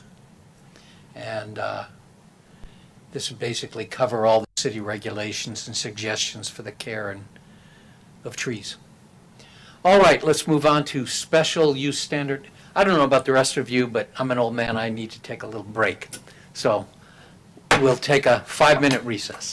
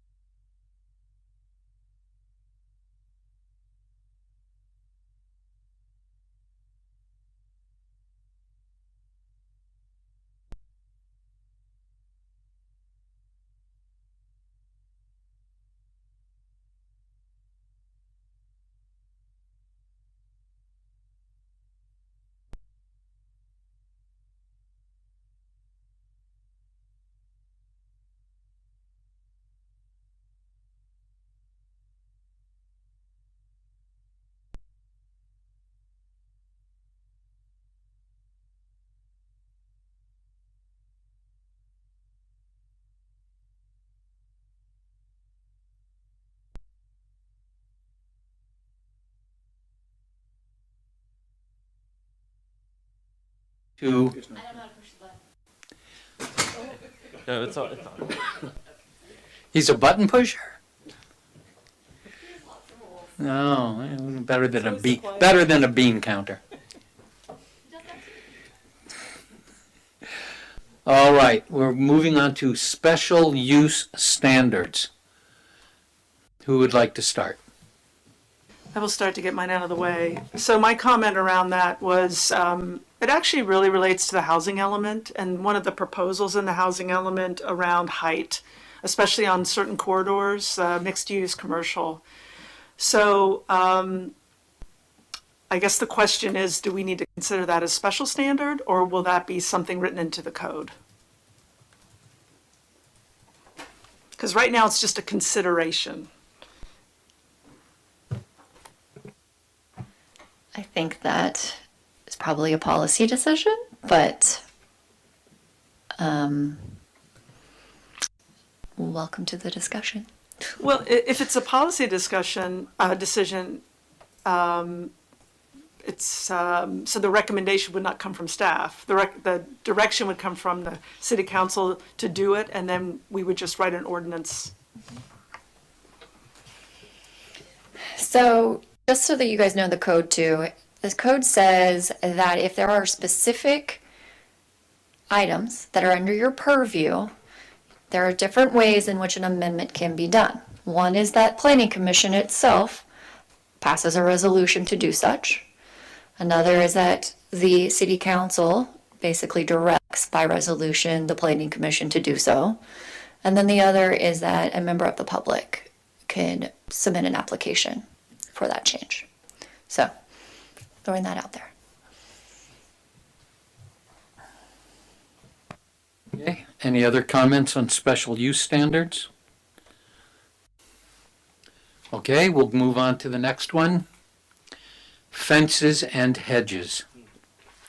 This was Mr. Willer's interest, and it has come up as an issue recently. Well, it's a recurring issue, and no matter what we do, it seems to be recurring over and over again. And maybe it's the same thing as trees. We put it in some kind of informational that the city hands out at the time of transaction for homeowners, but it happens in two ways. One, fences. When fences get replaced, they often get replaced by fence companies in the community that I know have been told over and over again our fence ordinance and continue to just build fences the way that the property owner asks them to build them. And then it leads to the planning commission having to take some form of action to remedy what is often a violation of the fence ordinance. And then hedges fall into that same category. Hedges are treated as fences, essentially. But I think that they're two different things. A fence is much different than a hedge. You know, a hedge in many ways is like a tree, where and it can provide the same privacy that a fence can provide, but it doesn't have the same public impact that a fence on a property line that's 7 feet high has versus a hedge on a property line that's 7 feet high. They're two different, in my opinion, two different public space impacts. They have two. Now, both of them share privacy, or not privacy, but safety issues. The relationship of the hedge or the fence relative to a corner or a driveway and those kinds of things need to be paid attention to in both circumstances. That's one of the reasons why the front fence is low rather than high, is to be able to see, right, at corners and to see people backing out. But beyond those safety issues, I think fences and hedges are different in terms of borders to properties, because I think they have two completely different impacts on the public space. I don't think a hedge feels like a fence adjacent a sidewalk. I think it adds to the green of a community, and the denser the community gets, the more seeking of privacy that will happen, and the need for it, you know. density will be a positive thing if we don't react negatively to it. If we can accommodate it and feel that it's a positive thing. And those are the ways in which we can do it, is to provide privacy in a positive way that mitigates the density. So I think that we need to think we need to separate those two things in our current ordinance. Currently, they're treated the same way. So you're suggesting we bifurcate it into two topics, fences and hedges. fences and separate from hedges. And they're, And they may have different standards. and it's applied all to them. related to, both ordinances are related to their Yeah. location on a property line. And of whether it's course, front, side, or back. one of the distinguishing features of a hedge versus a fence is that if you don't have a fence between properties, you've got two sides of a hedge that may be related to differently by each of the two property owners. One of them may hate the hedge and clip it back in a severe and damaging way because it's on their side of the property on their side, whereas it may not be true for the other side of the hedge. So it also has impacts in terms of care. And I don't know how you parse that particular thing. I care for my hedge on both sides of the property. Comment on that. Okay, Mr. I Barbos? permit this. Well, I don't expect to be in anything other than a minority on this issue, but I think that the city is a little overzealous on fences, and you'll go into a neighborhood where every fence on the block is out of compliance, and then some poor person comes along and does what their neighbor does, and they get whacked. I just think there needs to be some sort of neighborhood environment taken into account, and not, and safety, of course, if it's on a corner or a driveway where people are backing out and pedestrians are walking by. But I just, and I don't know what happened to it. I live on Patton Street, and there was a woman that built a very nice fence, lateral fencing, made the mistake of going a little bit too high, and they just got, there was numerous hearings, told to take it down. Now, all of a sudden, apparently this, thank goodness, the city found something else to do. But it's, I just feel like it's such bad PR for the city. I just don't think I think we ought to be making it more neighborhood, take the character of the neighborhood and what's around a house into consideration, and not just say, 32 inches, that's it, take it down, when every house on the whole street is over that, except that one. And I just feel like that just, the anarchist in me just rankles. I'm actually of the same mind. I don't think it needs to be prescribed with such specificity that it has the effect of being constraining and detracting from the character of a neighborhood. I sign on to your train of thought there. Well, I'm going to differ to the extent that I think there has to be an absolute upper limit in the code as to a front yard fence. And absent to that absolute limit, you get what I'll refer to as fence creep. And I've seen it happen, and Patton Street is a particularly good example of fence creep, where clearly the presence of a oversized fence has provided the justification for another oversized fence. Now, when the next person comes along who goes up a half a foot or a foot higher than the highest oversized fence, does that create the new precedent for yet even higher oversized fence? So I think that that a standard that says not to exceed X numbers of inches needs to be looked at. Now, we may need to look at what the X number of inches are and have it dependent, as you've noted, as to driveways and corners and visibility for driveways and things like that. But other than that, I still think we need some absolute limit, or you're going to end up with a 7-foot fence in the front yard. There's no question about that. And I don't want to see that. I don't want to see us walling off the fronts of our houses from the neighborhood. And I think that's the risk. And some of these hedges that Bill was talking about earlier have effectively done that. They've created a wall in front of the house. You can't see anything.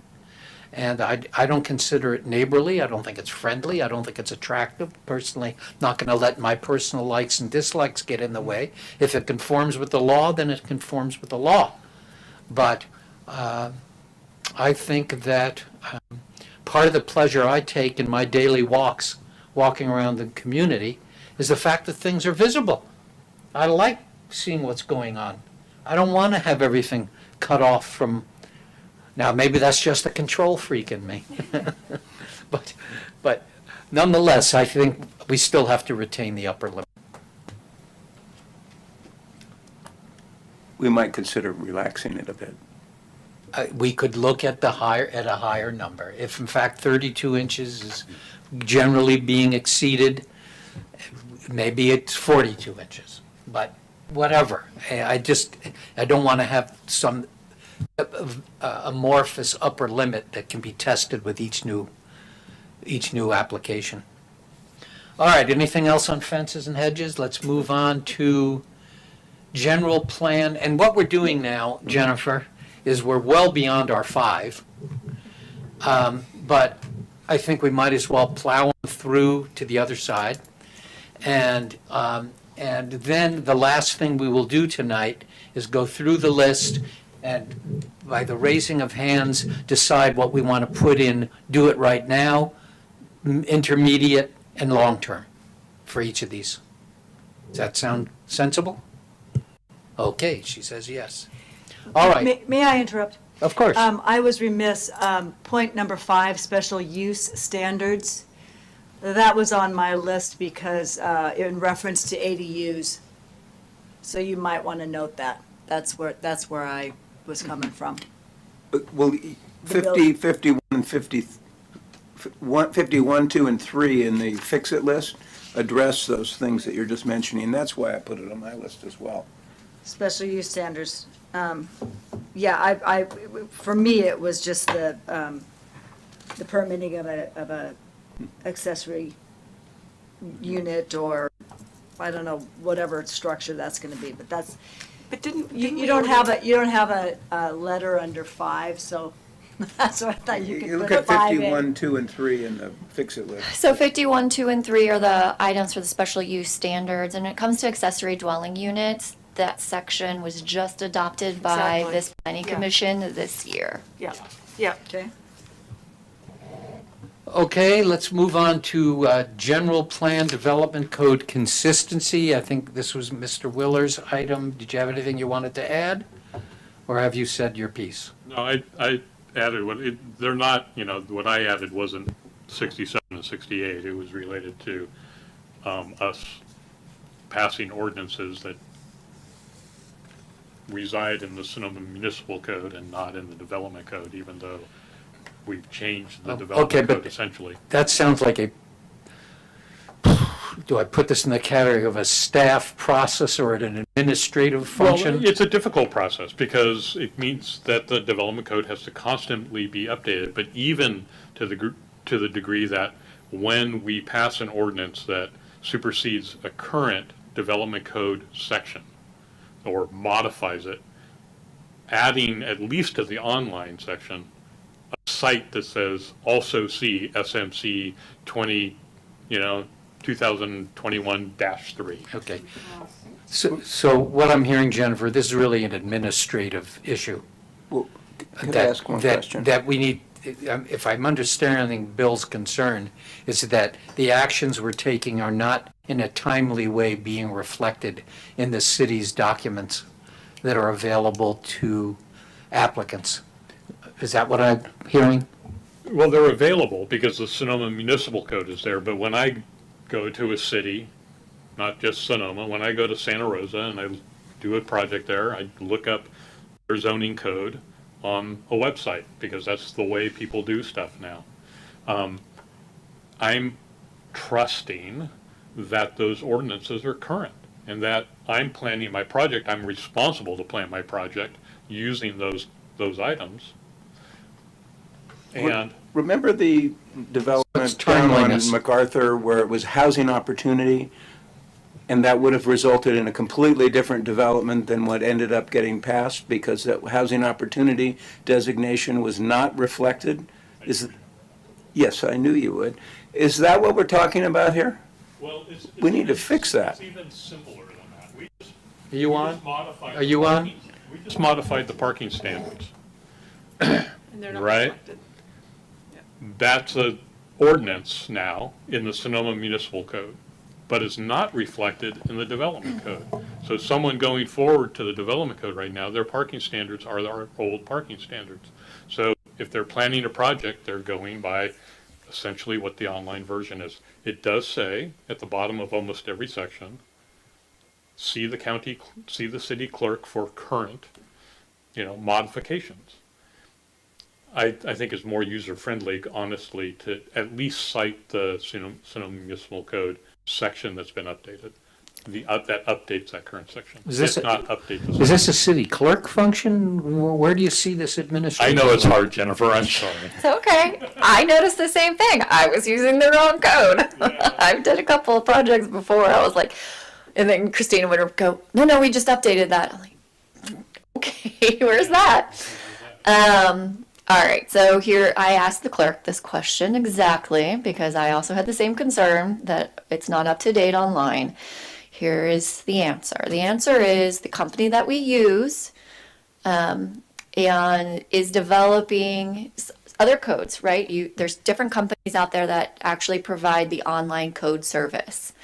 What we do is we provide them that update in a timely manner. What some companies have is that they would flag using like a yield sign with an exclamation point, and they would identify the section saying that this was modified, provide you a link to the PDF of that document. And that's what you're talking about in some of the other cities. Our code provider does not have that capability. That being said, I just provided my comments back because they had questions about the ordinances. So I just provided my comments back. So we should be seeing all of these up soon. The other companies that do the exclamation points, they typically only update on a quarterly basis or however often you pay them to do such. So they are working on how to identify ordinance changes sooner. In the meantime, I am going to do something different and put something on the webpage so that people have easy access, have a section on the municipal code, and actually have the link to the Muni code online, as well as all of the PDFs as they get adopted will go up there, or even the drafts, because we've had some concerns around, I didn't even know this was coming before and it was changing. And then, so the developers, the architects, they didn't realize these changes were even in process. And so the idea is to get a page all around this. So yes, it's more administrative. There are things that you had mentioned too, though, referencing things like that. As we do more code amendments, we will look to make sure that we are referencing the correct code sections and directing people to additional information in other sections of our code. Okay, thank you very much. Let's move on to planning area standards. This is what we also refer to as our design guidelines. Who would like to comment? Well, I mentioned this earlier. What I have in mind isn't a guideline. It's by different areas in the city, you have different requirements for floor area ratio, setbacks and the like, which end up affecting what can get built in those various districts. And I think at some point along the line, we ought to revisit those and say, is this really what we want? Because this is keeping certain kinds of things from being built in certain areas. And we might want to make a decision consciously rather than just let those things stay on the books that have the effect of limiting what gets built. So the historical context for the neighborhood areas, basically, the breaking the city down into neighborhoods that these use areas do, is that even though we have a very small community, it's very different location to location. And these standards for the areas. The northeast area is different than the southwest area in terms of its lot patterning, in terms of its traditional setbacks, in terms of its density, those kinds of things. And so those standards reflect what that area's makeup is physically, or intended to reflect that. And so what those standards do is it says that our community isn't all one thing. And as a community member and a professional, what I want is density to succeed. I really do. I want really good quality, high density housing to succeed in our community. And the way that it'll succeed is if it conforms, in essence, to, if it reflects and respects the community that, not only the Sonoma community, but the community and the neighborhood it's being put into. And so those area standards, I think, are important. Many of the design guidelines that are in the area standards, other than the setbacks and the FARs, are for most housing projects, aren't even part of the process any longer. You realize, though, that viewpoint fuels the comments to the effect that the people on the east side don't have to worry about density housing because it's not possible to put it on the lots. They want to push it all over here on the west side. But that's not true. Well, it's true. It's not true. Maybe that specific comment wasn't. comments But the get point made. is, those standards comments have get that made. effect. The comments And I get think we made, ought to but it's look not at them. true. We ought to look at them and not just say, this has historically been sacred in this town, and therefore we need to preserve it and keep it going. It's not like an historic structure. This is a creation of people like us sitting up here. And all I'm saying is we ought to look at that.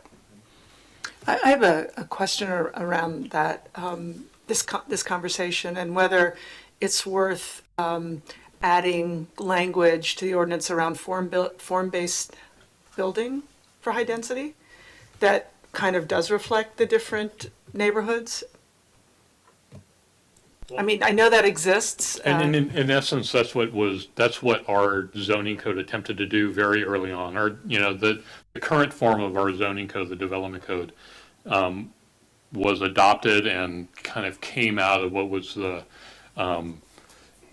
traditional planning movement that was happening at the time that it was happening. And what it did was it essentially went out and looked at the quality of our community in terms of its physical space, identify it, and then try to codify it, and then write design guidelines that essentially move in that direction. That's where form-based codes now are moving, because the state says you have to have an objective standard. Which is exactly my point, is that maybe it's time for us to adopt that language of the form-based kind of housing so it's not as ambiguous. And, when you're on the east side, you can still have missing middle housing. You can still have, we've already ordained splitting, having multiple up to 16 units, but you could designate in our code that it has to be form-based and really articulate that and make it objective. So that would, but here we are. Well, I think this is also naturally going to be part and parcel of the general plan update process, because the design guidelines or the whatever we're calling it in this were always considered part of the development code, going hand in hand with the general plan. I remember when they were put in place and adopted, and it wasn't ever considered or conceived of as a method to restrict housing, or for that matter, density, because increased density and infill have been part of the general plan for a long time. The concern really was a matter of what is it, in the largest sense, it is, what is it that makes the town of Sonoma a desirable place to live? And is it possible to define it? And if it is possible to define it, can you create a set of standards, which we put in the design guidelines, to retain the elements that were determined that contribute to the desirability?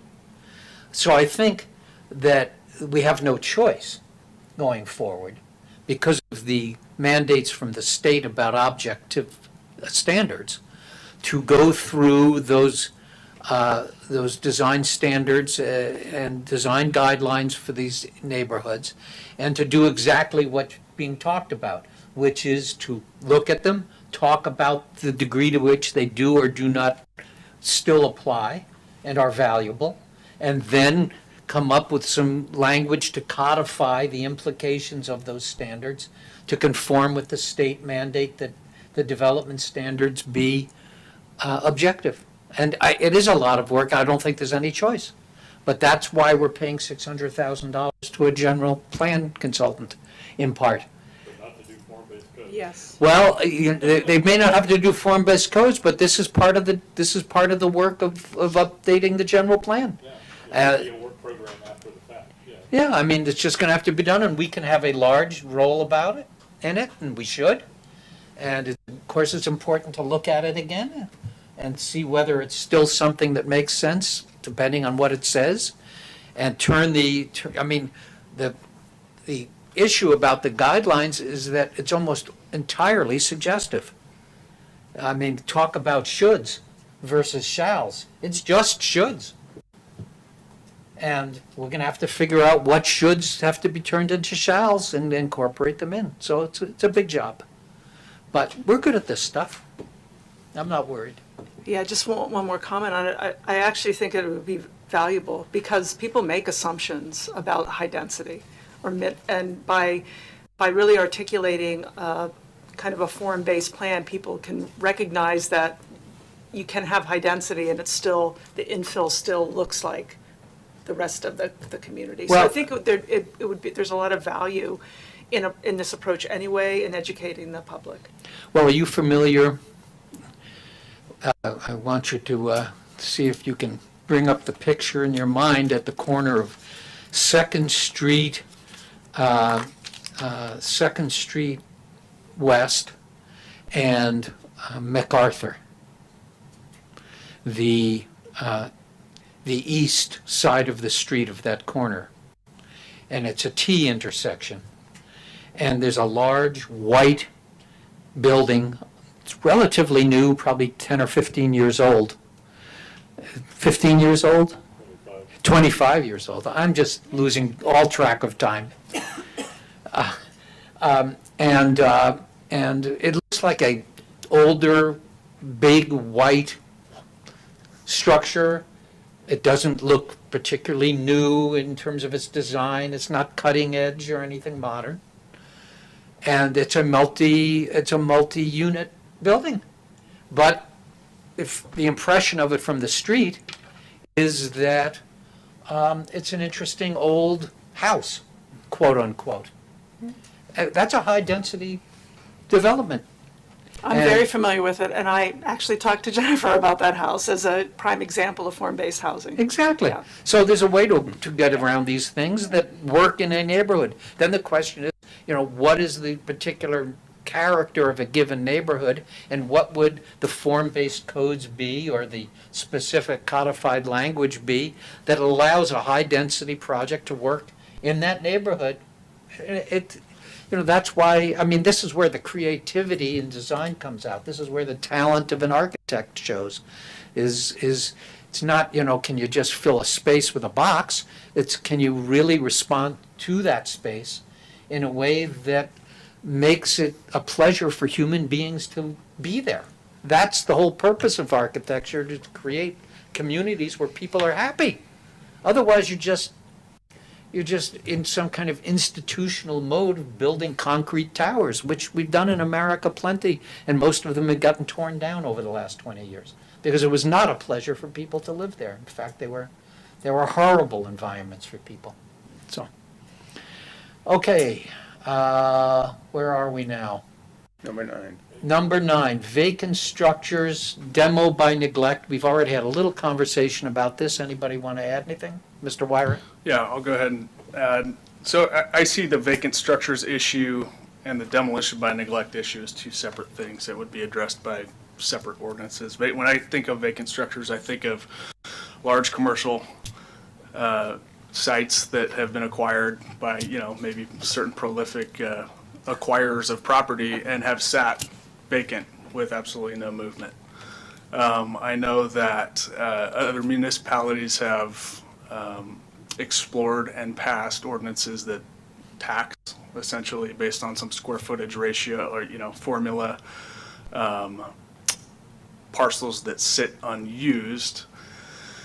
I don't necessarily know in Sonoma if that should apply to single-family residences or if we would look at it more of as a commercial application, but I think it's something that's worth exploring. I know that San Francisco passed an ordinance and it's working its way through the appellate process. I don't know the status on that.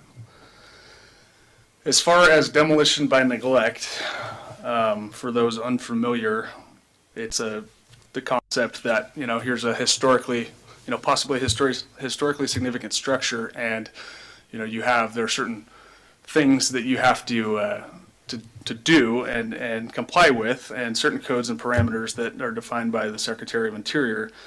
But it's only historically significant if it retains a certain level of integrity, and so it might be strategically advantageous for somebody to just let it fall into such a state of disrepair that, well, we no longer have the responsibility of preserving this thing, and maybe the intention from the get was to have it gone. There are a couple examples of how this has happened in our city. Hanson Hatchery over on Spain Street. I could see it happening with the Pinelli bungalow that is right across from the Castagnassos little ranch there with the Clydesdale horses. It's the boarded up little bungalow that's just on the east side of that driveway that services the Mercado. Yeah, by the stone house. Oh, Yeah. the Dieter property. Yes, it's a Dieter property, yeah. And I think Sonoma, also in my research, is one of the few, if not the only, historic city in California that doesn't have a demolition by neglect ordinance. I think that's worthy of our time. I think it would allow us to make sure that we don't encounter things like the crumbling of the historic resources that we've seen a couple times in the past. What do those, if I may Sure. interrupt, what would a demolition by neglect ordinance enable the city to do that it can't do now? Well,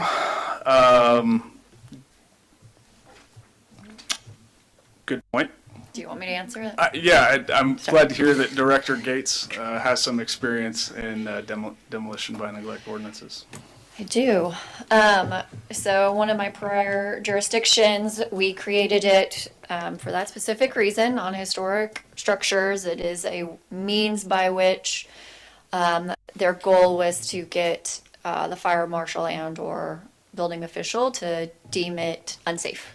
And so therefore has to be torn down versus going through the process in CEQA and get a demolition permit in that means. So what it does is it identifies it as a nuisance and then creates requirements around implementation of stabilization, not necessarily utilization of the structure, but stabilization, making sure that windows are boarded up, the roof is maintained so that you don't have other damage happening. And it allows then to create a nuisance, and then therefore the city could potentially do the improvement and put a lien on the property by, making sure that that roof is there or boarding up the windows and things like that. So it sounds akin to the public or public nuisance process. It is. It's just very specific because those aren't always identified as nuisances by which the city can then go onto that property and rectify. So it's very cool. Is there an opportunity with that to also charge a fee for abuse of a structure? Yeah, fine. Associated with So that neglect? nuisances have fines associated with them. Are these strictly historic? You can, typically a demolition by neglect is in your historic preservation section. If, that could always be explored in general, in expanding the nuisance section of the code around buildings and protection of the public, because as we know, derelict buildings are a nuisance and they're an issue. The idea is for historic is that we want them to be maintained and we don't want to circumvent the process. With other buildings, there could be that they do need to come down immediately.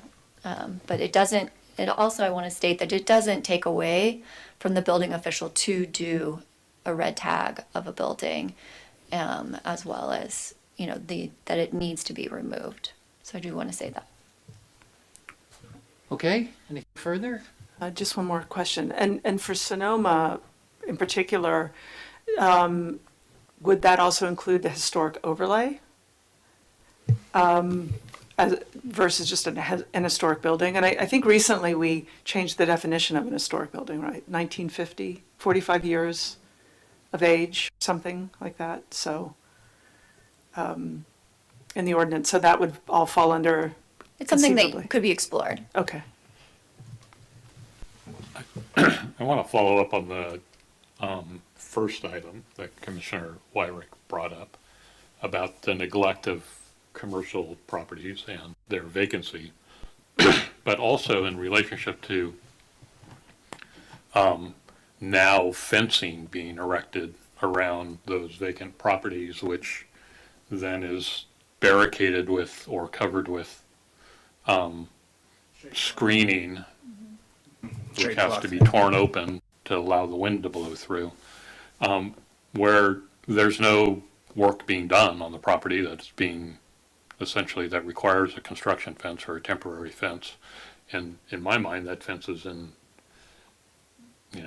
it's not conforming to the fence ordinance, essentially. And why is it allowed to be there? The building's a building,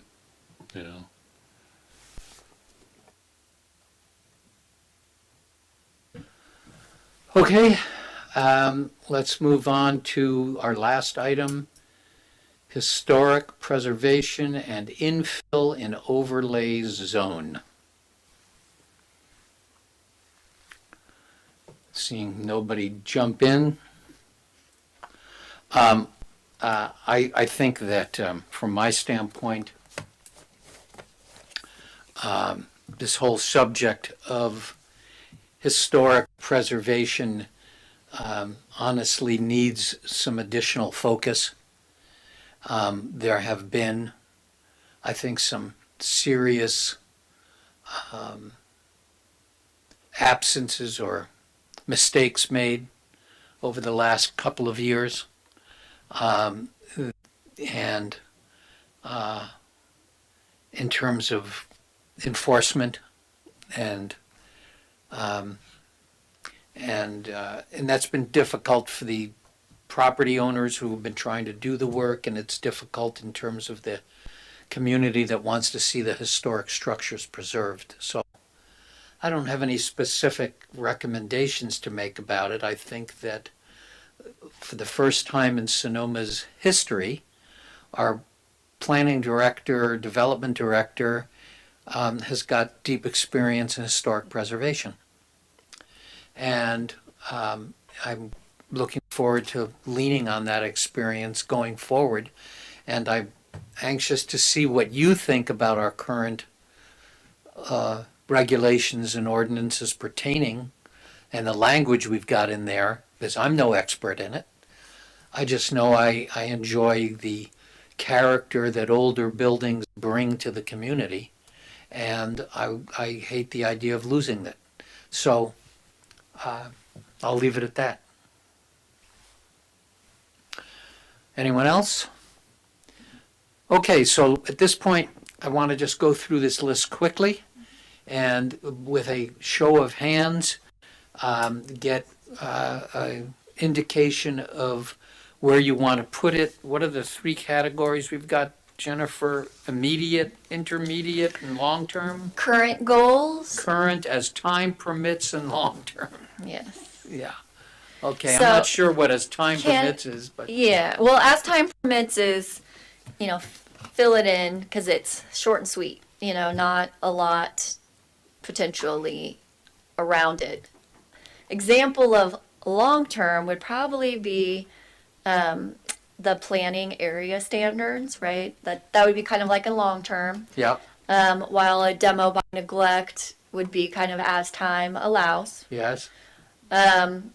I will say, the affordable housing, consider it already on the list because it's part of the housing element implementation. So don't worry about that one. It's under No, it's a current. current goal. Here's what I'd like to suggest. Okay. I don't want to just poll the folks up here. I want you to raise your hand on an item too. Because you're going to have to do it. Why don't I say what I think it is and then you guys say nope or yes? Can you vote on that? We can do that. Okay, because I wanted to say also the application and filing process already on the list. That's part of Okay. the whole Let- aspect of permits. Let's do it that way. Okay. Okay, so number one, application and filing process, Current goal current goal. already on my list. Okay. Affordable housing and housing, On the list under housing element implementation. okay? Parking standards, Oh boy. Could be easy. I don't know. This whole conversation we had up here. Let's do as time permits. okay, how are we with as time permits? We're okay, anybody? I'll just ask for disagreement rather than agreement, okay? I don't think it's that big a change. Okay. Trees, That one needs to happen sooner than later because I'm running into that right now. okay. A lot of difficulties. Anybody around that. disagree with current goal? Okay. Special use standards. I think that needs to be a long term. Okay, any problem? Question. Long-term. Push your button. Long-term because of the variability of what that entails? Like, The variability, So the list, it's a lot. And it's a lot of reorganization potentially. I kind of want to see what comes out of the general plan and the new policies and things like that. I don't want to do too many big code changes unless we really need to right now until the general plan is done because that sets our policy to move forward. And at that time, we may actually need to do more of a comprehensive zoning code update. so that becomes a more, you said long-term. Long. Okay, thanks. Somebody's writing this down. I got it. Okay. Our minute taker. He's such he's got so many talents. He does. Button pusher, bean counter. He can now do List maker. HVAC permits too. Oh. Okay, fences and hedges. That one I leave up to you guys, but I would say as time permits. We're okay with time permits? Yeah. Okay, general plan development code references, timeliness and consistency. That, as we discussed, is more of an administrative thing. I'm probably not going to include that on the list. It's kind of Okay. my internal Yep. need. Okay, planning area standards, we already talked about. You said you thought that should be long-term. And vacant structures demoed by neglect. What's your feeling on that? Is that as time permits? Everybody okay with as time permits? All right, I have a comment about that. I'm fine with this time permits, but if you're talking to any constituency out there, I'd probably say it's at the top of their list. yeah, okay, so there's a PR angle to this one, which is public perception and irritation. I would say the PR would be more around the vacant structure aspect, which is Yes. something that Yep. city council it's a policy and city council needs to provide direction on how to move forward with. I agree. We can make a recommendation, though, I'm sorry. I just wanted to say that there was a comment you made, Commissioner, that these two should be separate. And so I think I don't know if they both, if they should be separated out. I think they're two separate and Separate. distinct I see policy these issues. as distinct. Yeah. Okay, and finally, historic preservation and infill and overlay zone. So, two things. One is I think it should be long-term in the sense of, again, the general plan. There will be aspects, though, that will be part of the application processing, filing, and streamlining discussion. Because some of the things that were just approved, we need some more clarification around and things, and it's around historic preservation and around the 1945 date, and so we're going to touch on this sooner than later. But as a comprehensive, massive change, that would be long term. Okay. Well, folks, we've made it to the end of the list. And I want to thank you for all your attention to these things. That was a lot of work, but it was worth it. Yes, thank you. So I am going to put this into that lovely little spreadsheet I have, and then I will bring it back to you in September for your blessing, and then take it to City Council in October. Okay, and let me say, it's a pleasure having you with us, Jennifer. This Thank is you. really in terms of commission activity, this is, the first meeting you've been here on your own, and you've only been here, 2 months? So Not even. not even. So it's delightful having you here. Thank you. I enjoy it. Good. All right, any commission comments, and are there any commission comments? Mr. Willers? I have a question, and that is the public comments for the EIR, for the draft revision of the EIR, will they be posted publicly? The ones that were emailed, as well as the commission's comments? Will that information be publicly posted? Yes, all the comments would be posted. Okay, they haven't been, because I can't find them. I don't believe so. Okay, Christina's been out, so I Yeah. don't think we've posted all of them in one location yet. I think and that's the other we're thing. doing another confirmation that we have them all, and then we will post. But yes. to the hotel project? The draft EIR, or the revised EIR. And I have another, it's another administrative thing, and it's related to the process in which how the document center is arranged and accessed and arcane and Windows-like and totally almost unusable for someone who doesn't use it. And there's got to be a simpler way. There just has to be a simpler way than piling through folders. So that's a general comment. Related to the draft EIR, there are 3 now folders that are related to the hotel project, to that specific. One by address, one by Hotel Sonoma, and one by Planning Commissioner meetings. And they all have different elements to them. Somehow I think that stuff needs to get correlated because of the length of process that this project is going through. Any other commission comments? I just want to let you all know that things are going to be picking up at our next meeting from my conversation with Jennifer. The Montaldo project, builder's remedy issue has been set aside. So that project will be coming forward at some point for our review in September or October, and all the issues pertaining to it. But things will be getting a little busier again. It's been light, and this has been a very light agenda for us for the last number of months, but I think that's going to change. And is there an issues update of any sort for us? No update. Okay. Well, with that then, I will solicit a motion to adjourn. So moved.